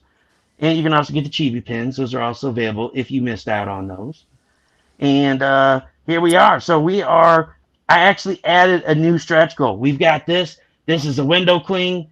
It says it's a shocking. Hold on, sorry, we're zoomed in too close here. It's a shocking experience or good time. There we go. It's a shocking good time. So that's going to be a window cling. If we get to $2,000, everybody's going to get one of these as a window cling. It's hilarious. We've already unlocked the sticker, and this is the 40 backer stretch goal here. We've got Brink and Fetch, art by Steph Wilson, and we got Stefpool in the background. So these buttons are already made. We are 8 backers away from 40 backers, and we are $279 away from everybody getting It's a Shocking Good Time. And we're going to throw in something super awesome. So everybody that is backed by the end of this campaign, I'm going to go live, and I'm going to give away 10 buttons of this. It's a Shocking Good Time. So I have 10 buttons made up. 10 random backers are going to win this by the end of the show today. So if we get any new backers, anybody wants this super sweet pin, you guys just go on right on over and check out the campaign, please. This is for physical backers only. And if you backed Roadkill Rampage, you will get this sticker pack. And you will get my Baby Yoda sticker that I drew. And if you back Tragedy Issue 2 and Stefpool Circle of Destruction, Tragedy Issue 2 is still live. You will get this awesome button with Stefpool pointing at Philip Rush's face saying, now that's a tragedy. And if you backed VR XOXO, you will get this special card in your game pack that no other card pack will have. So basically, you'll have a one-of-a-kind card if you supported both campaigns. This has already been drawn, and here's the art and the card for it. So there's my goofy mug right there. So guys, please go check it out. We are down to 47 hours, and we are 8 backers away and $279 away from unlocking those stretch goals. So please get in on it. This isn't just about the game and about having fun. It's also about the creators that will be showing in this campaign. So once again, we've got the, is it going to exit out? There we go. So we've got the Nita Lanning card, which has been added. And we've got the Chuck Pino card, which has been added. And then that VR XOXO, there's the piece that I drew right there in color. So it's going to be 130 cards. We have unlocked the stretch goal for 5 extra cards, so it's now 135. Can't hear. And we've unlocked another stretch goal for 5 commission cards. So they will not be UV coded on the front. You can take it to a con, get your own commission done on it, have your own rule set made up, and you will have 5 cards that you can make one-of-a-kind rule cards, weapon cards, whatever you want. If you guys have any questions about the campaign, feel free to message me. But this will end Monday night at 7:30-ish because of daylight savings time. When we launched, it was 8:30. So I would imagine it's going to be 7:30 when I don't know if they adjust it. But like I said, we're 47 hours. We're so close to 2 stretch goals. Guys, please share this out. Please help get this out there and show it some love. And you'll be sharing out all those awesome creators. Like I said, 40-plus IPs. When you play with your friends, they're going to see these comics. They're going to see these creators. They're going to see these artists. And there's going to be links at the bottom of the cards. They can go buy their merchandise or follow their art shows. You know, go watch CB Zane on Mondays as he CB Kong card is him knocking his tripod over and us going on a ride as the camera spins to the ground. All that kind of fun stuff. And Nita says, yay, I'm going to be famous for vaginal weightlifting. Oh, my God. And then, so let's go back here. So Steph dropped in. That's never a good thing. Making fun of me. So then Steph says, hi, Tom. And let's see, just posted. Thomas Bishop, freaking awesome. That's my secret. When are you dressing up as Stefpool, Steph? Let's see. I Don't would miss love out to on the see please. that. I would too. I thought about making I one would when we love went to up see there and that. having him go live at Stefpool with me. That would have been hilarious. But That would have been I don't know funny. that he would have went with it. He when we got in probably the wouldn't private have. chat here. He probably wouldn't have. Yeah, I don't know. We could have duct taped him and put it on him. So Steph says hi, Rodney. Hi, Smithers. Hi, Tiffany. And then we What's up, are. We're Hi, back again. Steph. How we doing, buddy? Yay! So guys, definitely check that out. There's the link for Stefpool Circle of Destruction. Those of you on Comics and More New Jersey on the YouTube and on Rust Explode Studios on the YouTube. And Steph left out Heather. He said hi, Heather. Hey, Steph. So I'll get off my soapbox on that. But guys, I'm going to be doing that giveaway. Those 10 buttons are made up already. I'll show you guys a picture of what they look like, which, I mean, it doesn't look much different from the window cling. So I guess it really doesn't I want matter. like 100 of those window clings and just go around putting it on people's cars. Hey, that's cool. I'll do it, man. You know what? haven't You've even given us the taco coupons. You're not going to do that, too. I can, listen, my last day was Tuesday. I have some time. So there they are, guys. There's the 10 buttons made up. I know it's a little blurry, but it's a shocking good time. I'm sorry, we've got 12 of them. I got 12 to give away. Yeah. I forgot it was 6 per sheet, and so I said 10, and she's like, I made 12 of them, and I'm like, okay, whatever, we'll give away 12. So 12 lucky backers are going to get that pen. There's already a bunch of stretch goals unlocked. We gave away Belial pens, the Glory Hole Porta Shitter of Doom. Those are hilarious. And I don't even remember what the other ones we gave away. We got some crazy stuff that's been, it's me. So, of course, it's crazy. Tina says, hi, Steph. You should have a tier. Send this to my enemy tier. Hey, you know what? If you got some enemies you want to send it to, just, when you do the survey, just back however many copies and just, send me some emails of who you want to send it to. I'm down with that. Can I pull my bid and then do it again to get one? You're already in for it. So once this show's over tonight, I'm going to go live again with everybody that's already pledged, and 12 people that have already pledged to a physical level will be getting these buttons. This isn't for anybody new that pledges. This is for everybody that's already pledged and any new pledges that happen tonight. So you don't have to pull your pledge and pledge again. This is for everyone that's already pledged and anyone that would pledge tonight to get us closer to that 40 backer goal. This is everyone that's pledged a physical level will be in for getting lucky backers. Go to sleep, Steph. It's past your bedtime. I mean, isn't it like, yeah, it's like 10:19 there, you geriatric fuck. Go to sleep. Ooh, boom, shots fired. Yeah. Oh, hold on. It was Stefpool that said that, everybody. It wasn't me. Hold on. Go to sleep, you geriatric fuck. Ah! All right, yeah. So, Steph knows I love him.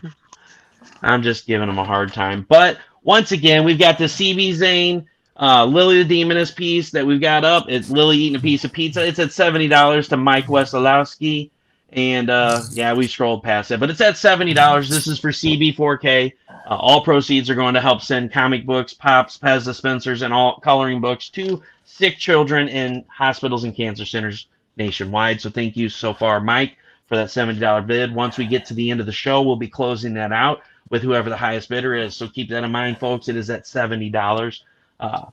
Thank you for everybody who's bid on that so far. So let's go to Ryan. Everybody's had a chance to kind of talk a little bit about some stuff. And then we'll go to Smithers because, Smithers, I want to know what he's been up to. But Rye guy, so what have you got going on right now? You're doing Ryan's reviews, and what else you got going on?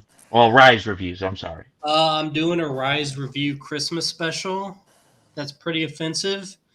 And really, that's all I got going on right now is doing more Rise review. And then after that, I'm going to try to come up with something different, a different series.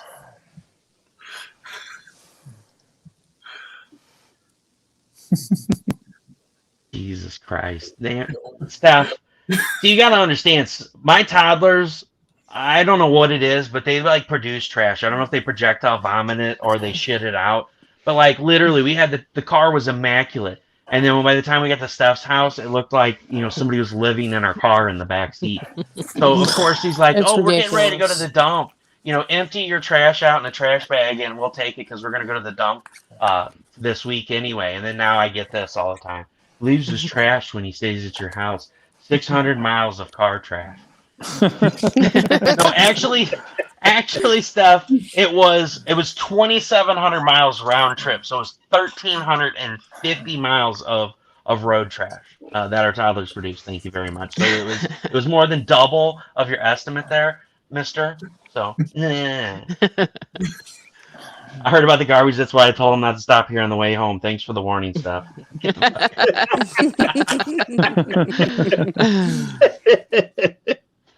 You guys are terrible. That's it. I'm gone.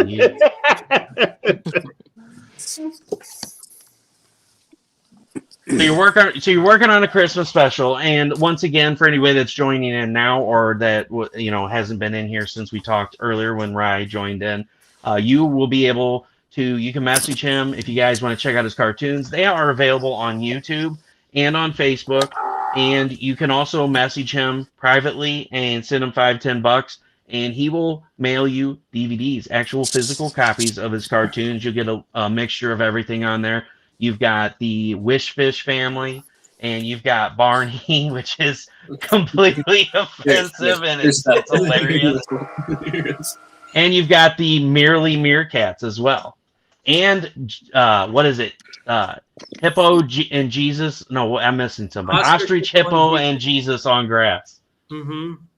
And you can get the comic books for that. You still have copies of that too, right? Yeah, I have one copy of each series, and they're like magazine-sized comic books though. So you can also get them on blurb.com. Just search Farttoons or Ostrich, Hippo, and Jesus. What is up with him and Waffle House? We've never even eaten at Waffle House before, Steph Wilson. No one eats at Waffle House. No one eats at Waffle House. You want to know why? Because we live in the St. Louis area, and that's one of the places that get shot up at like 1 o'clock in the morning, and that's because there's a drug deal gone wrong. Somebody, died in the kitchen snorting their coke, and half the customers, That's got a little bit of that Shake coke in the Midwest. There's this place called Steak and Shake, and it's like no one goes here. Why is this open? Tiffany's taking offense to that. Here we go. Here we go. I totally have to disagree. Steak and Shake's fries are the best, and their patty melt with bacon is like the absolute best. I totally do take offense to that. Them little teeny tiny shoestring French fries suck. By the time they get them to your table, do not. They are like the best. They suck. No, they're not. I've done my job. They are the best. No, you're all they're wrong. even The better best than fries McDonald's ever are fries. curly fries from either Arby's or Hardee's, because they're the only ones left that have curly fries. Hardee's curly fries sucks. are the shit. No, Arby's is awesome. I will Hardee's fight sucks. you. That's it. I'm coming upstairs. You've done I don't it care. now. You think I'm scared? Let's get You ready mean to you're coming to the attic? Uh-oh, here he comes.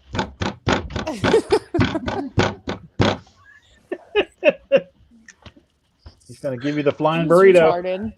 retarded. He is really coming upstairs. We know that, but the time You can take one of the cats with you. They're driving me nuts. You can take one of them downstairs with you. Now you listen here. I don't care. Get the hell out of here. Attack Savannah, get her. She loves me. Get out of here. Go get you something to drink. Go back to the basement. No, I'm not even going to talk to you. I'm locking you out tonight. You done disgraced curly fries. They are the best. I did not disgrace curly fries. I disgraced Hardee's. All right, fair enough. But Hardee's is the only one that has the round hash browns, and those are the best. Like ever. I love crispy crowns. Doesn't Burger King have those too? I did something. Yes, they What do. did I do? Burger Oh, they King do has- have them? See, I haven't eaten at Burger King in forever because every time I eat at Burger King, I get the shit. What did I do? And so do the kids. Speaking of Burger King, have you guys tried the ghost pepper nuggets at Burger King? What? What? They got ghost pepper nuggets? Damn it, Rodney. Now I'm going to get the shits again. They I'm are, going to go check it out just because. yeah. Producer B couldn't hang. That's with it. Nobody can hang with you. That's it, Rodney. That's what we're gonna do. Friday night, we're gonna do the chat and draw, and we're gonna get like a 40-piece ghost pepper nuggets, and we've got to eat those without drinking and draw. I'm down. I'm down. I'm down. I mean, you Hey, are we- talking to the 1 hour and 10-minute one chip challenge champion. We We raised went to a $338 for CB4K, which was awesome. We went to a place yesterday, a Thai place. It was called Kung Food, and I ordered Singapore chicken, and the lady asked me how hot I wanted it, 1 to 10, and I said, 10. And she looked at me like I had two heads, and she's like, I don't think you want 10, sir. I was like, she's like, well, I said, don't worry about it. I'll be fine. I get 10 everywhere I go, and it's never hot enough. She goes, well, I think we're a little different here. Our stuff is hotter than normal. And I really suggest you nothing higher than a 7. 7's scorpion pepper. And I'm like, okay. Yeah, 7 was habanero. 7 was the 10. Okay, so 7 was the habanero, so I got the habanero. And that's probably a smart decision because that was pretty hot, but I loved it. And producer B took a bite. And not a big one. And it about killed her. I told her it's fine, take a bite. It's not hot at all. So Mike's got it covered here. Those were the best. When Long John Silver's used to have the batter dip fries, those were the shit. Like, I just love Long John Silver's because when you get done eating, you got all the batter, crispy crunchies in the bottom from the fish and the fries. We don't have one of those anymore, though. Yeah, we don't have any of those anymore. They all closed around us, which I sucks. think there might be still It's one. Five Guys. There's one in St. Peter's. Five Guys is garbage. Agreed. Here comes producer B. She's gonna shove Rodney out of the way. Yeah, and there we go. It's not. Jack's got it covered. Now, Five Guys is not like scooping, roadkill off the road and putting it on the thing like Burger King does. But it's Five Guys is maybe the most overrated burger place on the planet. I would concur with that. Who the hell wants to pay $13 for a burger? Like, let's be honest. I have to say, Tiffany and I ate at Five Guys one time, and it was the one in Sunset Hills, and there was all this hype about it, and we went there, and I thought it was a joke. Like, the burger sucked ass. Yeah, the fries were good. Yeah, I gave them 2 tries. I was at GodzillaCon once, and I was at the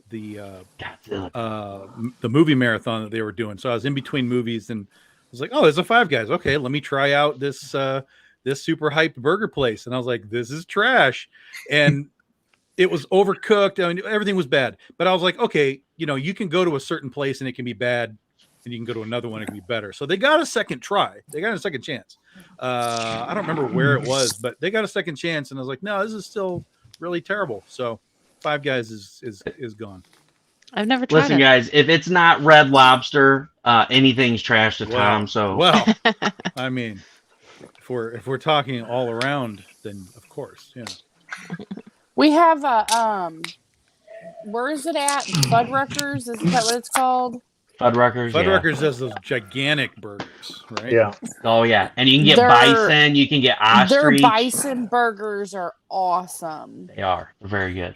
But Really hands good. down, everyone, the best place to get fries, I'm going to say it, is Wingstop. They have the best fucking fries you can ever get. If you've never eaten at Wingstop, go there, try their fries. They actually take potatoes and hand cut the fries. You can get regular fries. You can get like Cajun style fries. You can get all kinds of different fries, but their fries are the best that I've ever had. That's like Curly's fries on the boardwalk. Shit, son. Shots fired. Rod Lobster sucks. That was all right. probably really, really loud. We already know that. We already know Mr. Napier has many problems.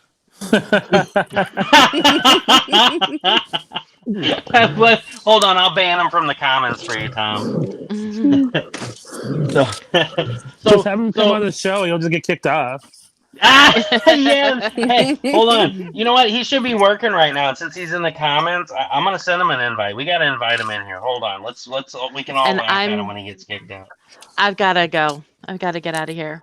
It was nice seeing you all. Dang it. I was just getting ready to ask you. So real quick before you go, I was just getting ready to come to you, and I should have came to you earlier. I know. I forgot about the fact you're like me. It's hard to stay here for a while.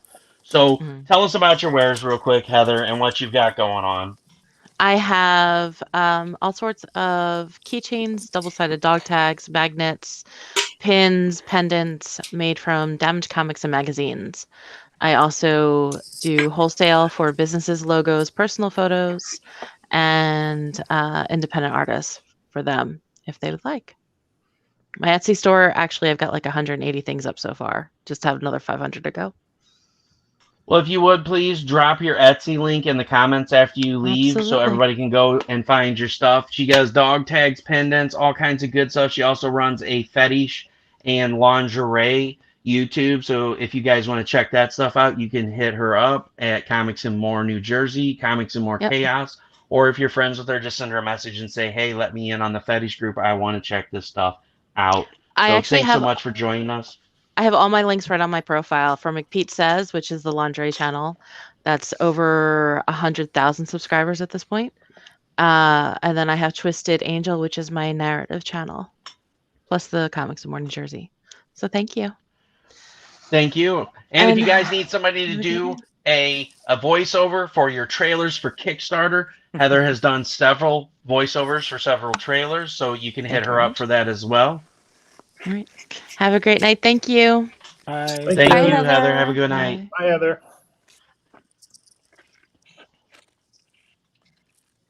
One down. Only 6 remain.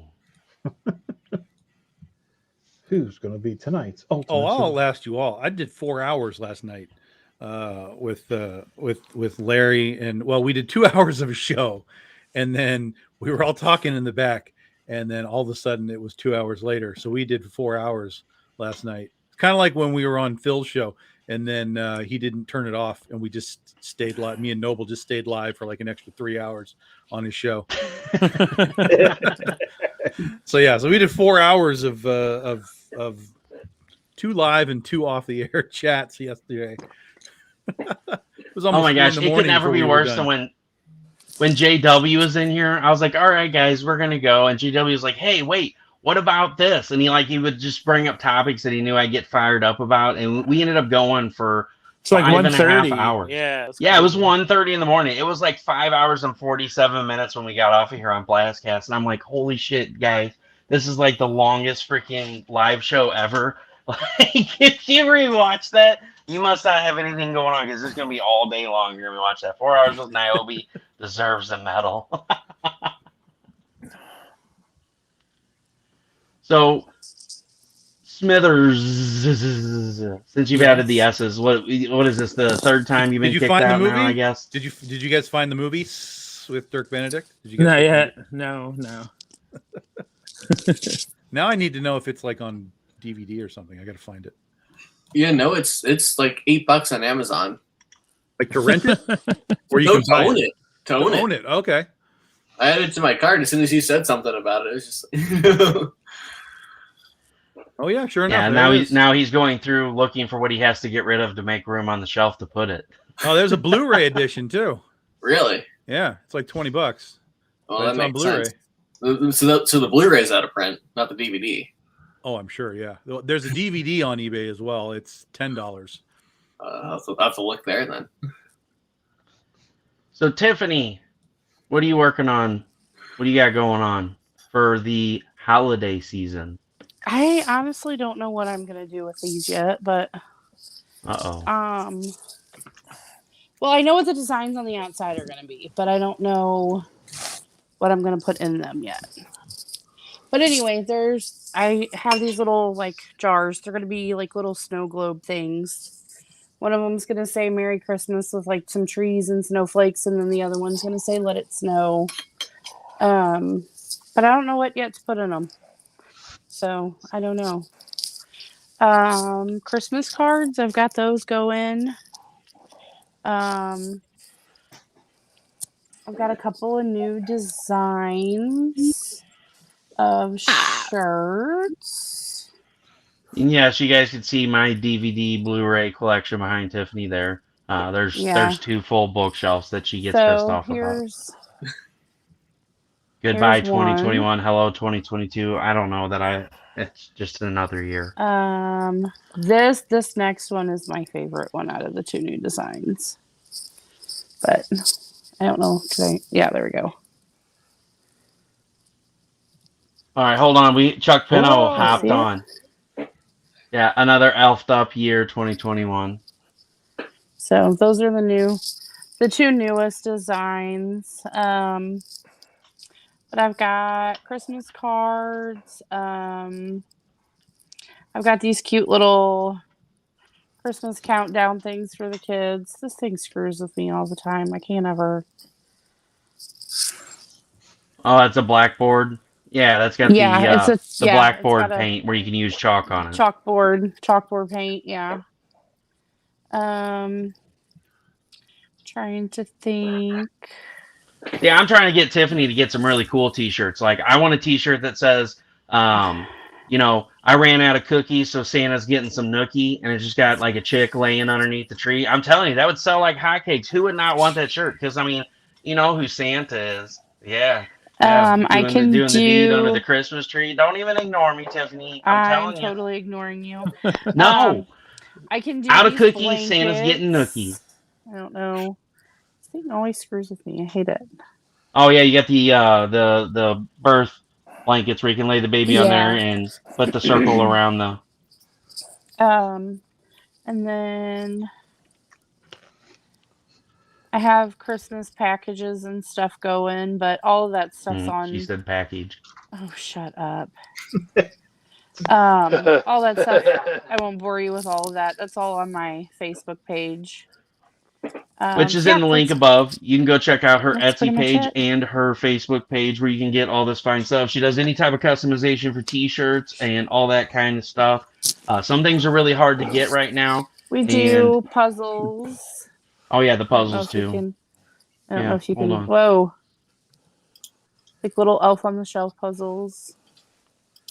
And then I'll let you, because Roderick's still awake, I'll let you explain, you know, because I don't want to be that horrible mom that ruins everything. The boot prints, you can explain what those are. So you have the boot prints. Basically what you do is you get the fake snow and it's a stencil and you just shake the fake snow over the stencil and it leaves boot prints across the floor so it looks like Santa came through. Yeah. There you go.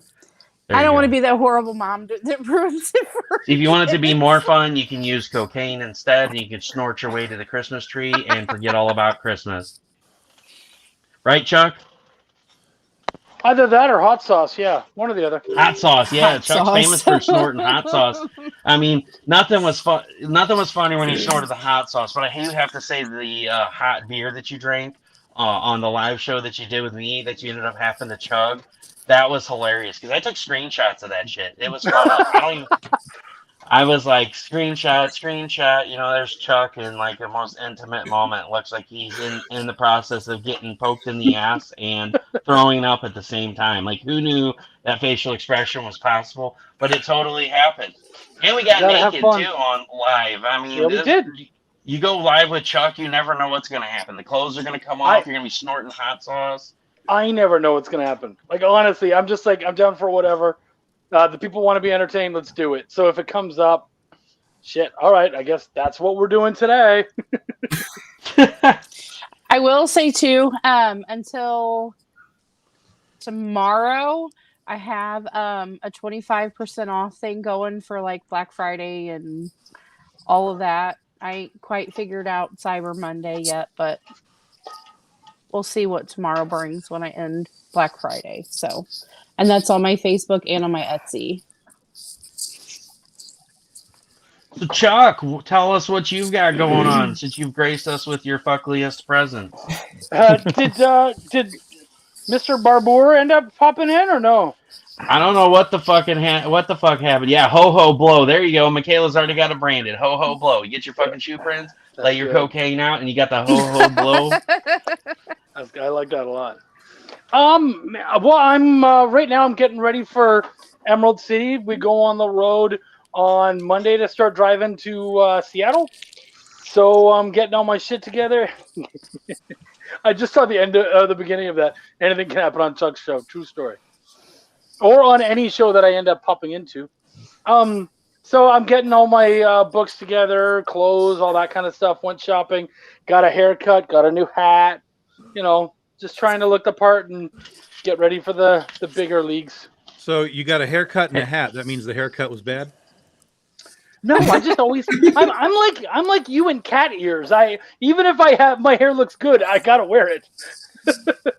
So Chuck, I drew you last night. That looks good, dude. I'm an attractive man in that picture. Well, tell them what you did after you drew it. What do you mean what I did after I drew? He took some alone time. Yeah, I did take some alone time. Well, yeah. Actually, you're wrong. He took alone time before and after. Yeah, before Yeah. and during. You know that. How do you think I got the whites of his eyes? He had to take breaks. Jesus.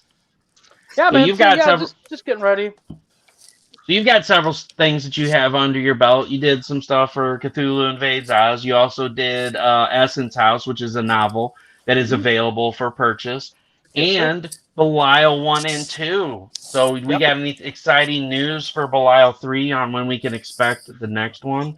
I believe that we're going to be expecting Belial in spring.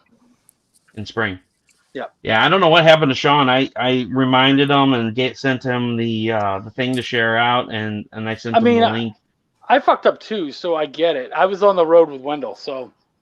No, you're fine. No, I totally get it, man. I was just like, I was excited to talk Belial news. You know, we've got the fun Belial cards in Stefpool Circle of Destruction with a link where you can find that, which is pertinent to the story. So there you guys have it. There's Link, the demon, trapping somebody in the Porta Shitter. And then you've got the Glory Hole one, which is totally obscene and awesome, that we gave away pens for to everyone that... I'm literally putting scenes in the next one thinking, what will Russ do with this? Yeah, I mean, there's no You suddenly turn the porta potty into you turn it into a glory hole extravaganza. So I'm like, well, what's he going to do with this scene that I'm writing? So, yeah, I'm excited. There you go. And then here's some Orion stuff. We got Senioritis. We got Rise Review, which he was doing, and then there's the Barney stuff. I forgot I had all this in here. There you go. Ostrich, Hippo, and Jesus on Grass.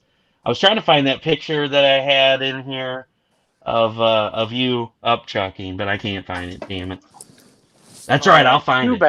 Too bad. I know. It could be worse. I could find the one of you in the fucking hamburger suit. Jesus. Oh, I looked good. And that wasn't a hamburger suit. That was a hot dog. No, it was like a burlesque woman with little swirlies on the tatas and stuff. I want to see this. I have it. I can send it to you, homie. Yeah. I throw it up as my profile picture now and then. just to get some terrible responses because it deserves it. I love it. Like first, laugh at it and just that'll be it. Right. I love it because right out of the gate, everybody wants to see it. It's one of those things where it's just like, I was playing my Monday night poker game at the bar, and I found that suit like in the corner, and I'm like, "What the fuck is this?" And in the corner or on the corner? Maybe both. It started in the corner, then it ended up on the corner. I had to make some money after losing the poker game. But yeah, I just saw it in the corner in the bar, and I was like, fuck it, I'm just going to put this on. And so I put it on right there, and we all had a laugh, took pictures, and yeah, and now that's what you see.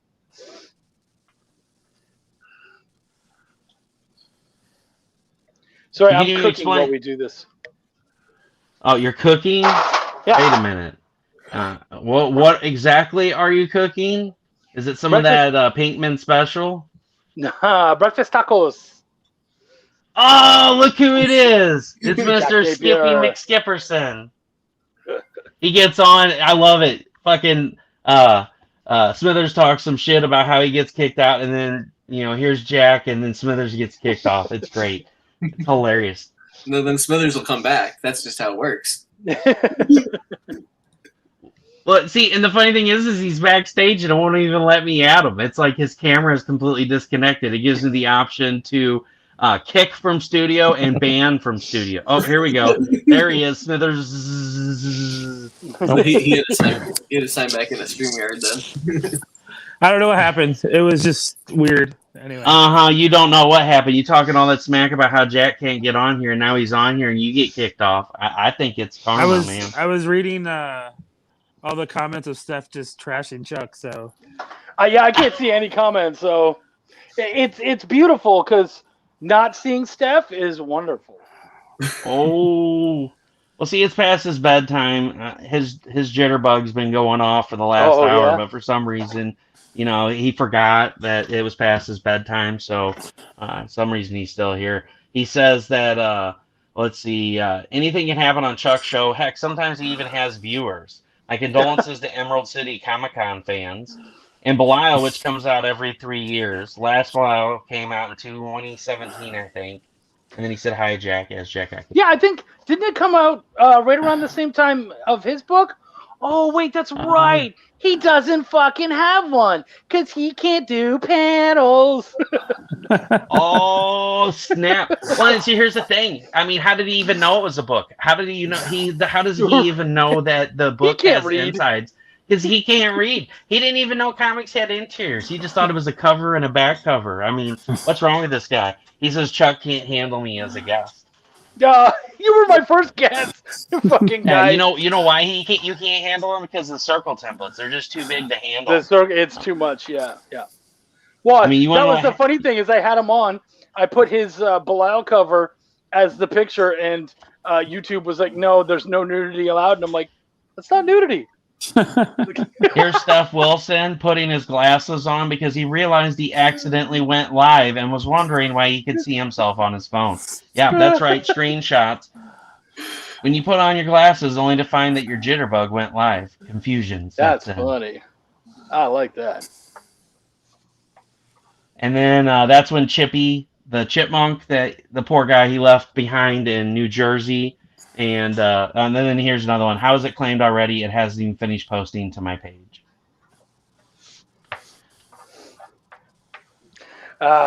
Good old Steph.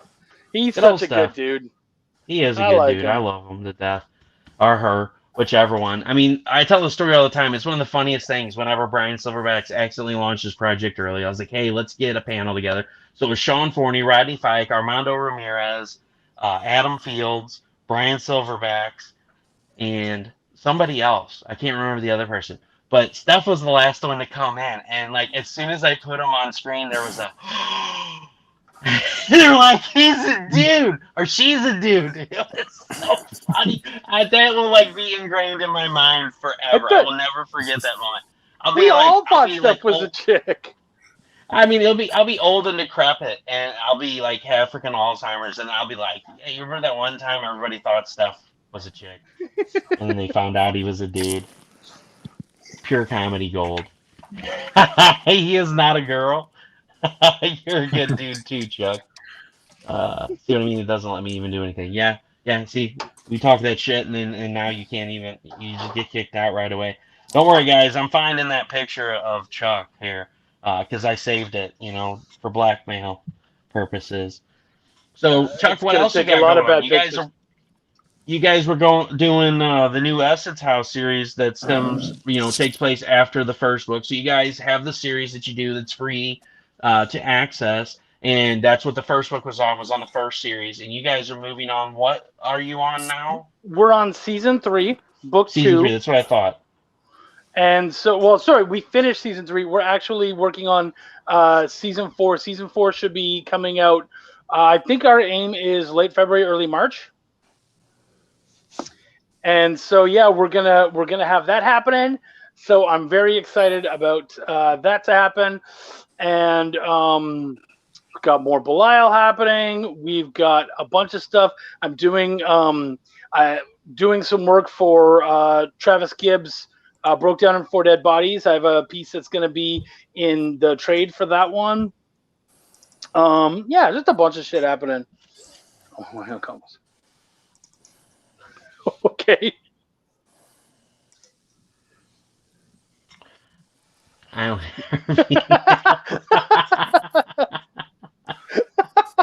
That's good. That's really good. Oops. So where can people find your Essence House podcast at? You can find it on literally anywhere you watch podcasts. Amazon, Apple, all those places, Google. Just check out Chronicles of the Essence Guard. It's on there. And there's literally hours upon hours of entertainment to be enjoyed. If you want to just jump into season 3, that's a nice thing because it starts a new book. You can just start over again and check out season 3 and then go back if you want. You can watch it pretty much however you want. I just wouldn't suggest starting with season 2. But yeah, go have fun. You can get it pretty much anywhere. You can find the book on Amazon along with Xenonanite Titan. You can get it on Amazon, right? No, it's not available on Really? Amazon yet. Oh, shit. Yeah, really. I thought it was. I'm sorry. We'll say Oh, no, you're all good, man. You can get my book on Amazon. My book's on Amazon. There you go. You can go to Amazon and get a bunch of Big Dog Ink stuff. Yeah, I mean, No, but I I mean, will my eventually book, put this you- on you know Amazon, I but have it'll a- be shipped. You know I have a book, right? I actually wrote a book. A novel? No, I didn't know Ursa that. Minor. Yeah. Was it originally a novel? It was originally a comic, and I adapted it into book form. So That's it's cool. It's a legit, and it's an expanded story too. So if you like the Ursa Minor comic, there's definitely expanded story in the novel, and you can get it. You can either get a physical, or you can get it on like for your Kindle or whatever. Yeah, I'm gonna check that out. That's cool. absolutely. I was not aware of that, dude. That's exciting. Eric Cockrell did all the real work on Essence House. Is like a I love book that he about thinks- butt plugs. I love that he thinks Ass's real house. work was done. He wants to know, is it a book about butt plugs? Ass's House. It is. That's Yeah, and it's about a magical toilet portal that you can jump through. Instead of shitting in the toilet, you actually get sucked into another land.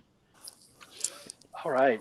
Well, you know what? I popped in, wanted to say hi, wanted to make sure that everyone checked out Stefpool, Circle of Destruction.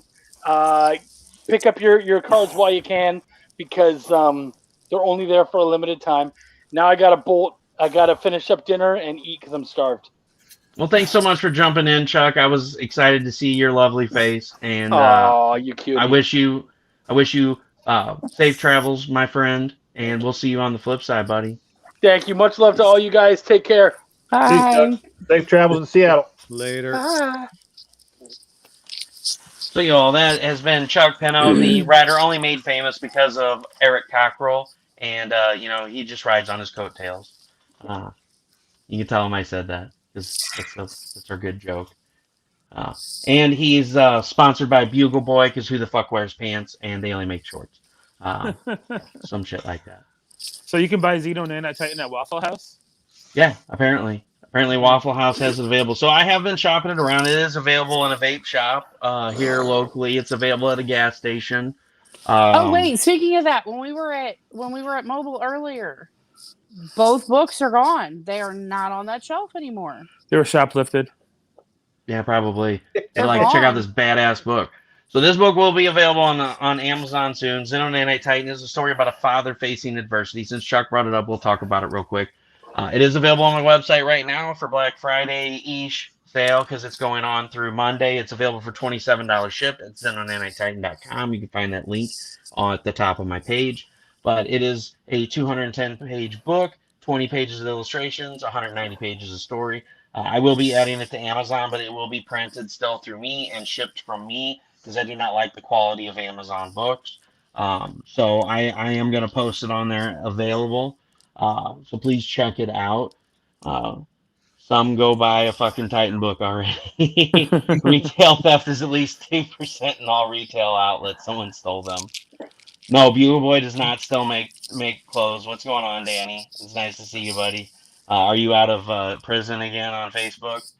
Maybe somebody needed a book to beat their kids with in their car, or maybe somebody just needed, something to prop up their center console. Apparently, when we went to Steph Wilson and Carrie Ann's, we put the book in the free library up there. The book was gone, or to wipe their ass. Yeah, you never know when you need portable toilet paper. It works well. I mean, it is high quality paper. You're going to get that extra clean feeling. This is far superior to Charmin, so it's well worth it. $27. You got 210 4-ply sheets of paper in here.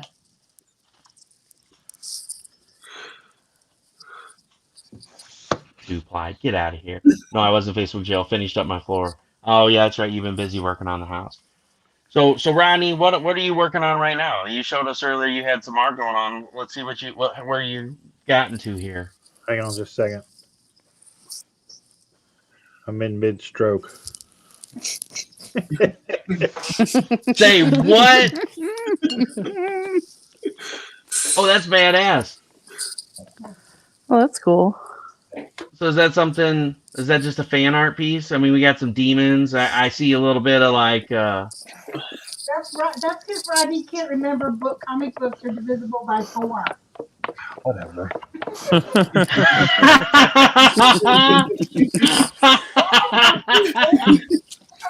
Oh my gosh. Oh, Rodney, we got to hear this. You can't get out of this. This is like the 30-pound egg story. You're not getting out of the story. I'm not trying to get out of nothing. It's I wrote a 22-page script. I need 24 pages, so we need 2 pages of filler. I'm doing a pinup. Sue me. You just put ads. Rodney, what's a mid-stroke? Well, we did that, but I used the. What? It's. She hit the mute button on a TV, and Alien is on, and the Android's talking. Oh, sorry. That was weird. His head's on the floor, all covered with milk. No, so yeah, that's what I'm doing. I'm doing a pinup for issue 2 of Roadkill Rampage. We're gonna stick in the back there. And so Danny says, I use the reverse fist for mid stroking, and Jack wants to know what's a mid stroke. It's when you stroke out at 40. I feel that. So Tom, what else you got going on? You got some pretty sweet ass action figures and stuff that you're working on as well. So for anybody that's here that doesn't follow Big Dog Inc., you got some table toppers and you got some action figures. You got some of the stuff in front of you? No, the figure, the company has the figure, the actual prototype, because they're doing photography and stuff for the campaign that'll be doing in January. So I won't actually have the prototype. They've got that, and they just send pictures to me as they get it done. Yeah. So you have the table they're doing toppers, actual though, photography now. So it's like, oh, those, yeah, but they're now nowhere near me. Nowhere near me. So here you've got the action figure for Critter. Yep, correct. That's what we're doing in that'll be January sometime. That's what we're working on right now. Whoops. And there's Stefpool giving catnip to Critter. I'm just kidding. Tom's like, don't you ever draw my character ever again. What happened to everybody? Smithers and Ryan are having and Rye Guy are having something going on there. I can't find the other picture. I have the table topper in here. I got way too many damn images in this thing. Smithers said it's table or something now. What was that? Are you at your kitchen table now? You're not on the couch anymore? The recliner? I'm still on the couch. See? Yep, there's the ficus. Tiffany, what are you working on right now? I know you've got some signs and stuff. Do you have that sign available that you could show off for the which one? The one that you sent me a picture of. Oh, yeah. Hang on. I gotta get it out of I would stuff upload from it into last StreamYard, but year. when I sign in on my phone to upload the photo into StreamYard, it creates an echo. So I'd rather you just show it off. Okay, This is well, some- hang on just a second. I gotta Oh my find gosh, it. you should make a blow up doll that would break Kickstarter. See, I'm telling you, for one of the no, hang on, it's downstairs. Hang on just a second. well, if it's down here, where's it at? No, it's like down at the door. So hang on. Oh, Hang on. I'll so go it's get it. mid-stairs. He blames Yeah, it on mid-stairs. arthritis. Oh my Hang on. God. I tried to talk Wendy into doing a Steph Wilson beach ball, like a booby beach ball as a stretch goal. How funny was that? She's like, no, I'm not gonna post that on there. Or booby dice. That got thrown out too. I cannot find that picture of Chuck to save my life, which is probably a good thing because it would scare all the people off. Who are you talking Stand about? by. Tiffany's finding the sign. That was one of the other things I wanted to show off because we're going to be putting this up for auction for CB4K. I'm kind of segueing into this again. We are at $70 to Mike still on the Lily the Demoness piece drawn by CB Zane. All proceeds going to CB4K. So anybody that's just now joining us, this is a comic-sized original piece of art of Lily the Demoness from Codex Entertainment LLC eating a slice of pizza. It's at $70 to Mike right now. Again, bidding will stay open until the end of the show, which will be probably here in the next 20 or 30 minutes, unless anybody else wants to segue into some crazy stories, which we can totally do that. I'm a master of crazy stories. I had one I told Jack the other day. He needs to remind me what it was that I told him that I was going to tell on the air, and I totally forgot what it was because there's so much crazy shit my kids do. Like, you never know. I think Tiffany died. I don't hear any noises anymore. One of the cats murdered her. It's official. Sweet. Hold on, guys. I gotta go turn. Oh, damn it. I was gonna go turn in the life insurance. What? Nothing. Nothing. Uh-huh. Nothing Yeah, at all. okay. Hold it back a little bit. A little more. There you go. There's no place like home for the holidays. And so you guys can get door hangers and stuff like this. This one we're going to be putting up on the auction in December for CB4K. We sold a sign, well, not last month, the month before last, and it was a beautiful sign. That one time at band camp. No, what's that one time at band camp? Get out of here, Jack. Nobody actually goes to band camp. Oh, that's debatable. Well, just because you are good at playing the skin flute doesn't mean you went to band camp. That's not what I'm talking about. Saboom. Anyway, Smithers like, huh? So Smithers, besides you switching from Taco Bell to Pantsless Pizza, what do you got going on over there? Any good books you've read recently? I just got Babes, Gore, and Dinosaurs last night. Really? So you checked it out yet? No, I was gonna try to do it tomorrow. Depends on how tired I am.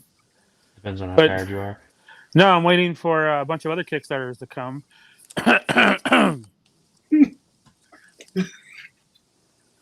Anyone in particular? So am I. One of them's from the guy who ditched out today. I'm still waiting on his Primal book. Mr. Barber. Ruh-roh. So what else you got going on, Smithers? Not much. Just getting ready for Christmas. Stuff like that. Yeah, now's a bad time. Hopefully we're gonna see the slowdown of some Kickstarters because there's a lot of shit that goes up. I'm like, man, I'm about to miss out on all this stuff because we're too broke to be slowed blocking down, it. but there's still 250 active campaigns right now. So it's down by about 100 campaigns, but it's still cranking right now, which is crazy. Yeah, it is crazy. But speaking of which, folks, I'm going to pop that link in for Stefpool Circle Destruction. Like I said, we're going to do the giveaway for those 12 buttons tonight to backers of the Shaka. So there's the link for that again. Please help me get the 40 backers and $2,000. We can unlock those stretch goals for our super sweet backers. What's your next? You said your next Kickstarter, Tom, is going to be the critter figurines, right? And then you guys are going to move into the Ursa. Yeah, and then next year's Ursa Minor 10-year anniversary. So we'll be doing 3 campaigns and a full story arc for Ursa Minor next year. Yeah. Do you have any more Catter Days planned for this year? Yeah, we'll get back into Catter Day for sure. I mean, once we get, I'll have to start planning it pretty soon here.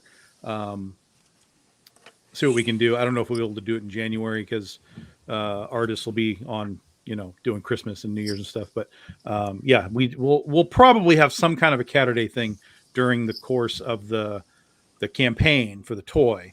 and then we'll get back into it. Yeah, for sure. And then don't forget Penny Sunday.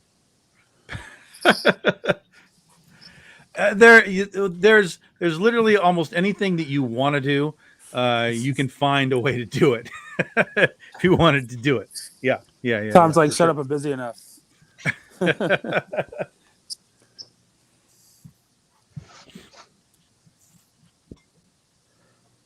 So Thomas, what do you got going on? Not much. Just read anything good lately? I mean, Christmas shopping, working. I don't know. Waiting on the second issue of this come in. Yeah, the Roadkill Rampage. Oh yeah, it's on its way. Yeah, I'm excited for that. And Pitter Patter is also. Have you checked that out, Thomas? No, I have not. All right. Well, I'm just going to throw this out there. So anybody that has not checked out Pitter Patter from Hazzum Productions, which is also a book that Rodney works on, writes, and does the art for, you guys are going to want to get issue 1 and 2. So issue 2 just funded on Kickstarter. I got mine, I guess, about a month ago. It's a beautiful, beautiful book. But you guys are going to be sorry that you missed out when it goes to issue 3. All I can tell you is I know some inside information that I'm not going to say, but you guys are going to want to get in on this because it's going to be awesome. I can't say anymore because I'm going to get myself in trouble. I can hear like the wheels turning and producer B back there going, don't you say anything. But I can tell you guys it's going to be some crazy shit. Rodney and I have been chatting about what's going on in issue 3, and we've been cracking up about it. That's what happened with the whole Libby and Jerd thing. I really hope that becomes a part of the comic book because that will like forever live in infamy in my head as the craziest fucking animal I have ever owned in my entire life. So for those of you that didn't hear the story about the Libby and Jerd, I had a hamster for like almost 6 years. I raised it from a baby and it died. And so I was like, what else can I get? So I go to this pet store and they have the craziest fucking thing I've ever seen. It was this Libby and Jerd. It was kind of like a hamster and a mouse crossed, and they had a long tail. So I got it, and I took it home, and it is the biggest crackhead animal you ever see in your life. Like, this thing is like a freaking kangaroo mouse on steroids that runs like 80 miles an hour in this cage that I had. I couldn't even catch the thing. But the thing was so nuts, it had a heart attack and died. It was just crazy. I think it died within like 2 months of me owning it, which sucked. Because it was really sad, but because you were always chasing it all the time, you were scared to death. Well, I didn't get the damn thing out because of that. The thing was like a freaking rocket. I own a Pitter Patter cover. OA says Danny D. Tom's not busy enough. That's why he keeps jumping on every show he can. Says Jack. The insider information is Smithers did it. No, that's not the insider information. I knew a kid who had a pet bobcat. Yeah, I mean, any of those animals you can have as pets, but I don't think I would trust the bobcat. Them things are fucking crazy. We got a lot of those around here, don't we, Tiffany? Yes, we do. Yeah, her cat got eaten by one. Yeah. So yeah, no. Anyway, so Thomas, if you like Roadkill Rampage, check out Pitter Patter. He's also got Peanut Pudding and Jelly, which is a great book. It's got, in the beginning of the book, you've got the newspaper clipping of them. They were dressed up for Halloween, doing the contest, trying to earn money for Christmas presents. And that's kind of how that all got started. But Pitter Patter is about to get crazy. Right, Rodney? Yeah, it's we're definitely going to be switching up gears with issue 3. And I don't want to give away too much of exactly what we're doing, but that's the phrase that I've been using. We're just say it. No. So see, Tina lives too close to me. I don't want to die. And she knows my address because I do receive shipments from them. So, speaking of which, producer B, you need to shoot me a message tomorrow. We need to get on that because I keep forgetting and we keep forgetting because we're just so busy with things. So I was going to do that Friday night, but they weren't being good. So we need to FaceTime about that. But no, other than that, I think that's about it for the night, guys. Thanks for tuning in. Please check out Hazzum Productions, check out Big Dog Inc., and check out Fartoons Productions. You can check out Ryan's awesome videos with Rise reviews. You got Wish Fish Family, Merely Meerkats, Ostrich, Hippo, and Jesus on Grass. And you've got the grumpier old odd couple. So if you like stuff, that's the best one. If you like stuff that's offensive and you just want to just sit back and just laugh and be like, wow, somebody actually did this, check his stuff out. Also send him a DM. You can get the DVD versions of his products. They are available to purchase, as well as the Ostrich, Hippo, and Jesus on Grass. You can get the magazine-sized comic books. He's got like one of each, or you can go to Blurb and get those also by looking up Fartoons Productions. Let's see, what did she say? Did they get into a bag of catnip? They get blue balls. Kitty brings her titties. Oh my god. Oh no. I took the handcuffs off him for Pitter Patter so we could use them for other home projects. Oh boy. Oh boy. So guys, definitely check out Hazzum. You need to get Pitter Patter. You need to get Roadkill Rampage. And last but not least, go to Pantsless Pizza and support Smithers on his new adventure. Just tell him to hold the extra sausage. You don't need that. And last but not least, guys, please go to XenonaniteTitan.com. Pick up a copy of the book. I guarantee you're going to enjoy the book. There's lots of roller coaster rides in here. It has its ups, it has its downs. It's got Easter egg stuff that you're going to read, and you're going to be like, "This, I don't understand why you put that in there." And then later, it's going to make sense. I'm excited. I'm working on book 2. I'm hoping still to do the February launch with things. I may be going in for spine surgery. I went to pain management on Wednesday. I'm having a nerve burn done on the 22nd. So I will be unavailable more than likely the week of the 22nd, which is the week of Christmas anyway. Everybody's going to be busy. And then Monday, I'm going to be scheduling for the spine surgeon because my whole right leg and hip, that whole nerve is cut off in my spine. Pain management has gone beyond their abilities. So unfortunately, there's going to be no other avenue other than surgery. And last but not least, on top of all that, not only is Xenon Anti-Titan awesome, and you need to pick that up, you guys need to go back.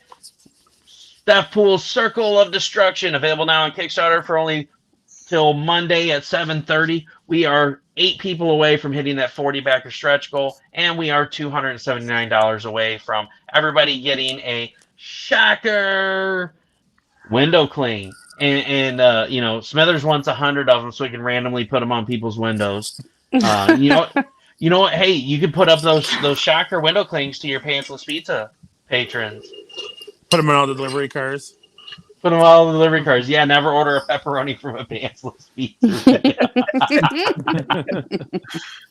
So I'm gonna pop that link in for everybody on the chat. Thanks so much for being here. Thanks so much for checking it out. For those of you that come back and watch this, we appreciate you as well. Please come back and check out the Blastcast further on. I apologize. We had some cancellations tonight, but we still had fun. We still talked about great projects, and we joked around and had a good time. I will be live again. I don't know. I don't even know where my schedule went. I don't even know if I have a show tomorrow or not. That's how crazy things have been around here. So thanks so much for watching. This has been Blastcast on Rust Explode Studios with projects and creators that'll blow your mind. Everyone, have a great night, and we will see you soon.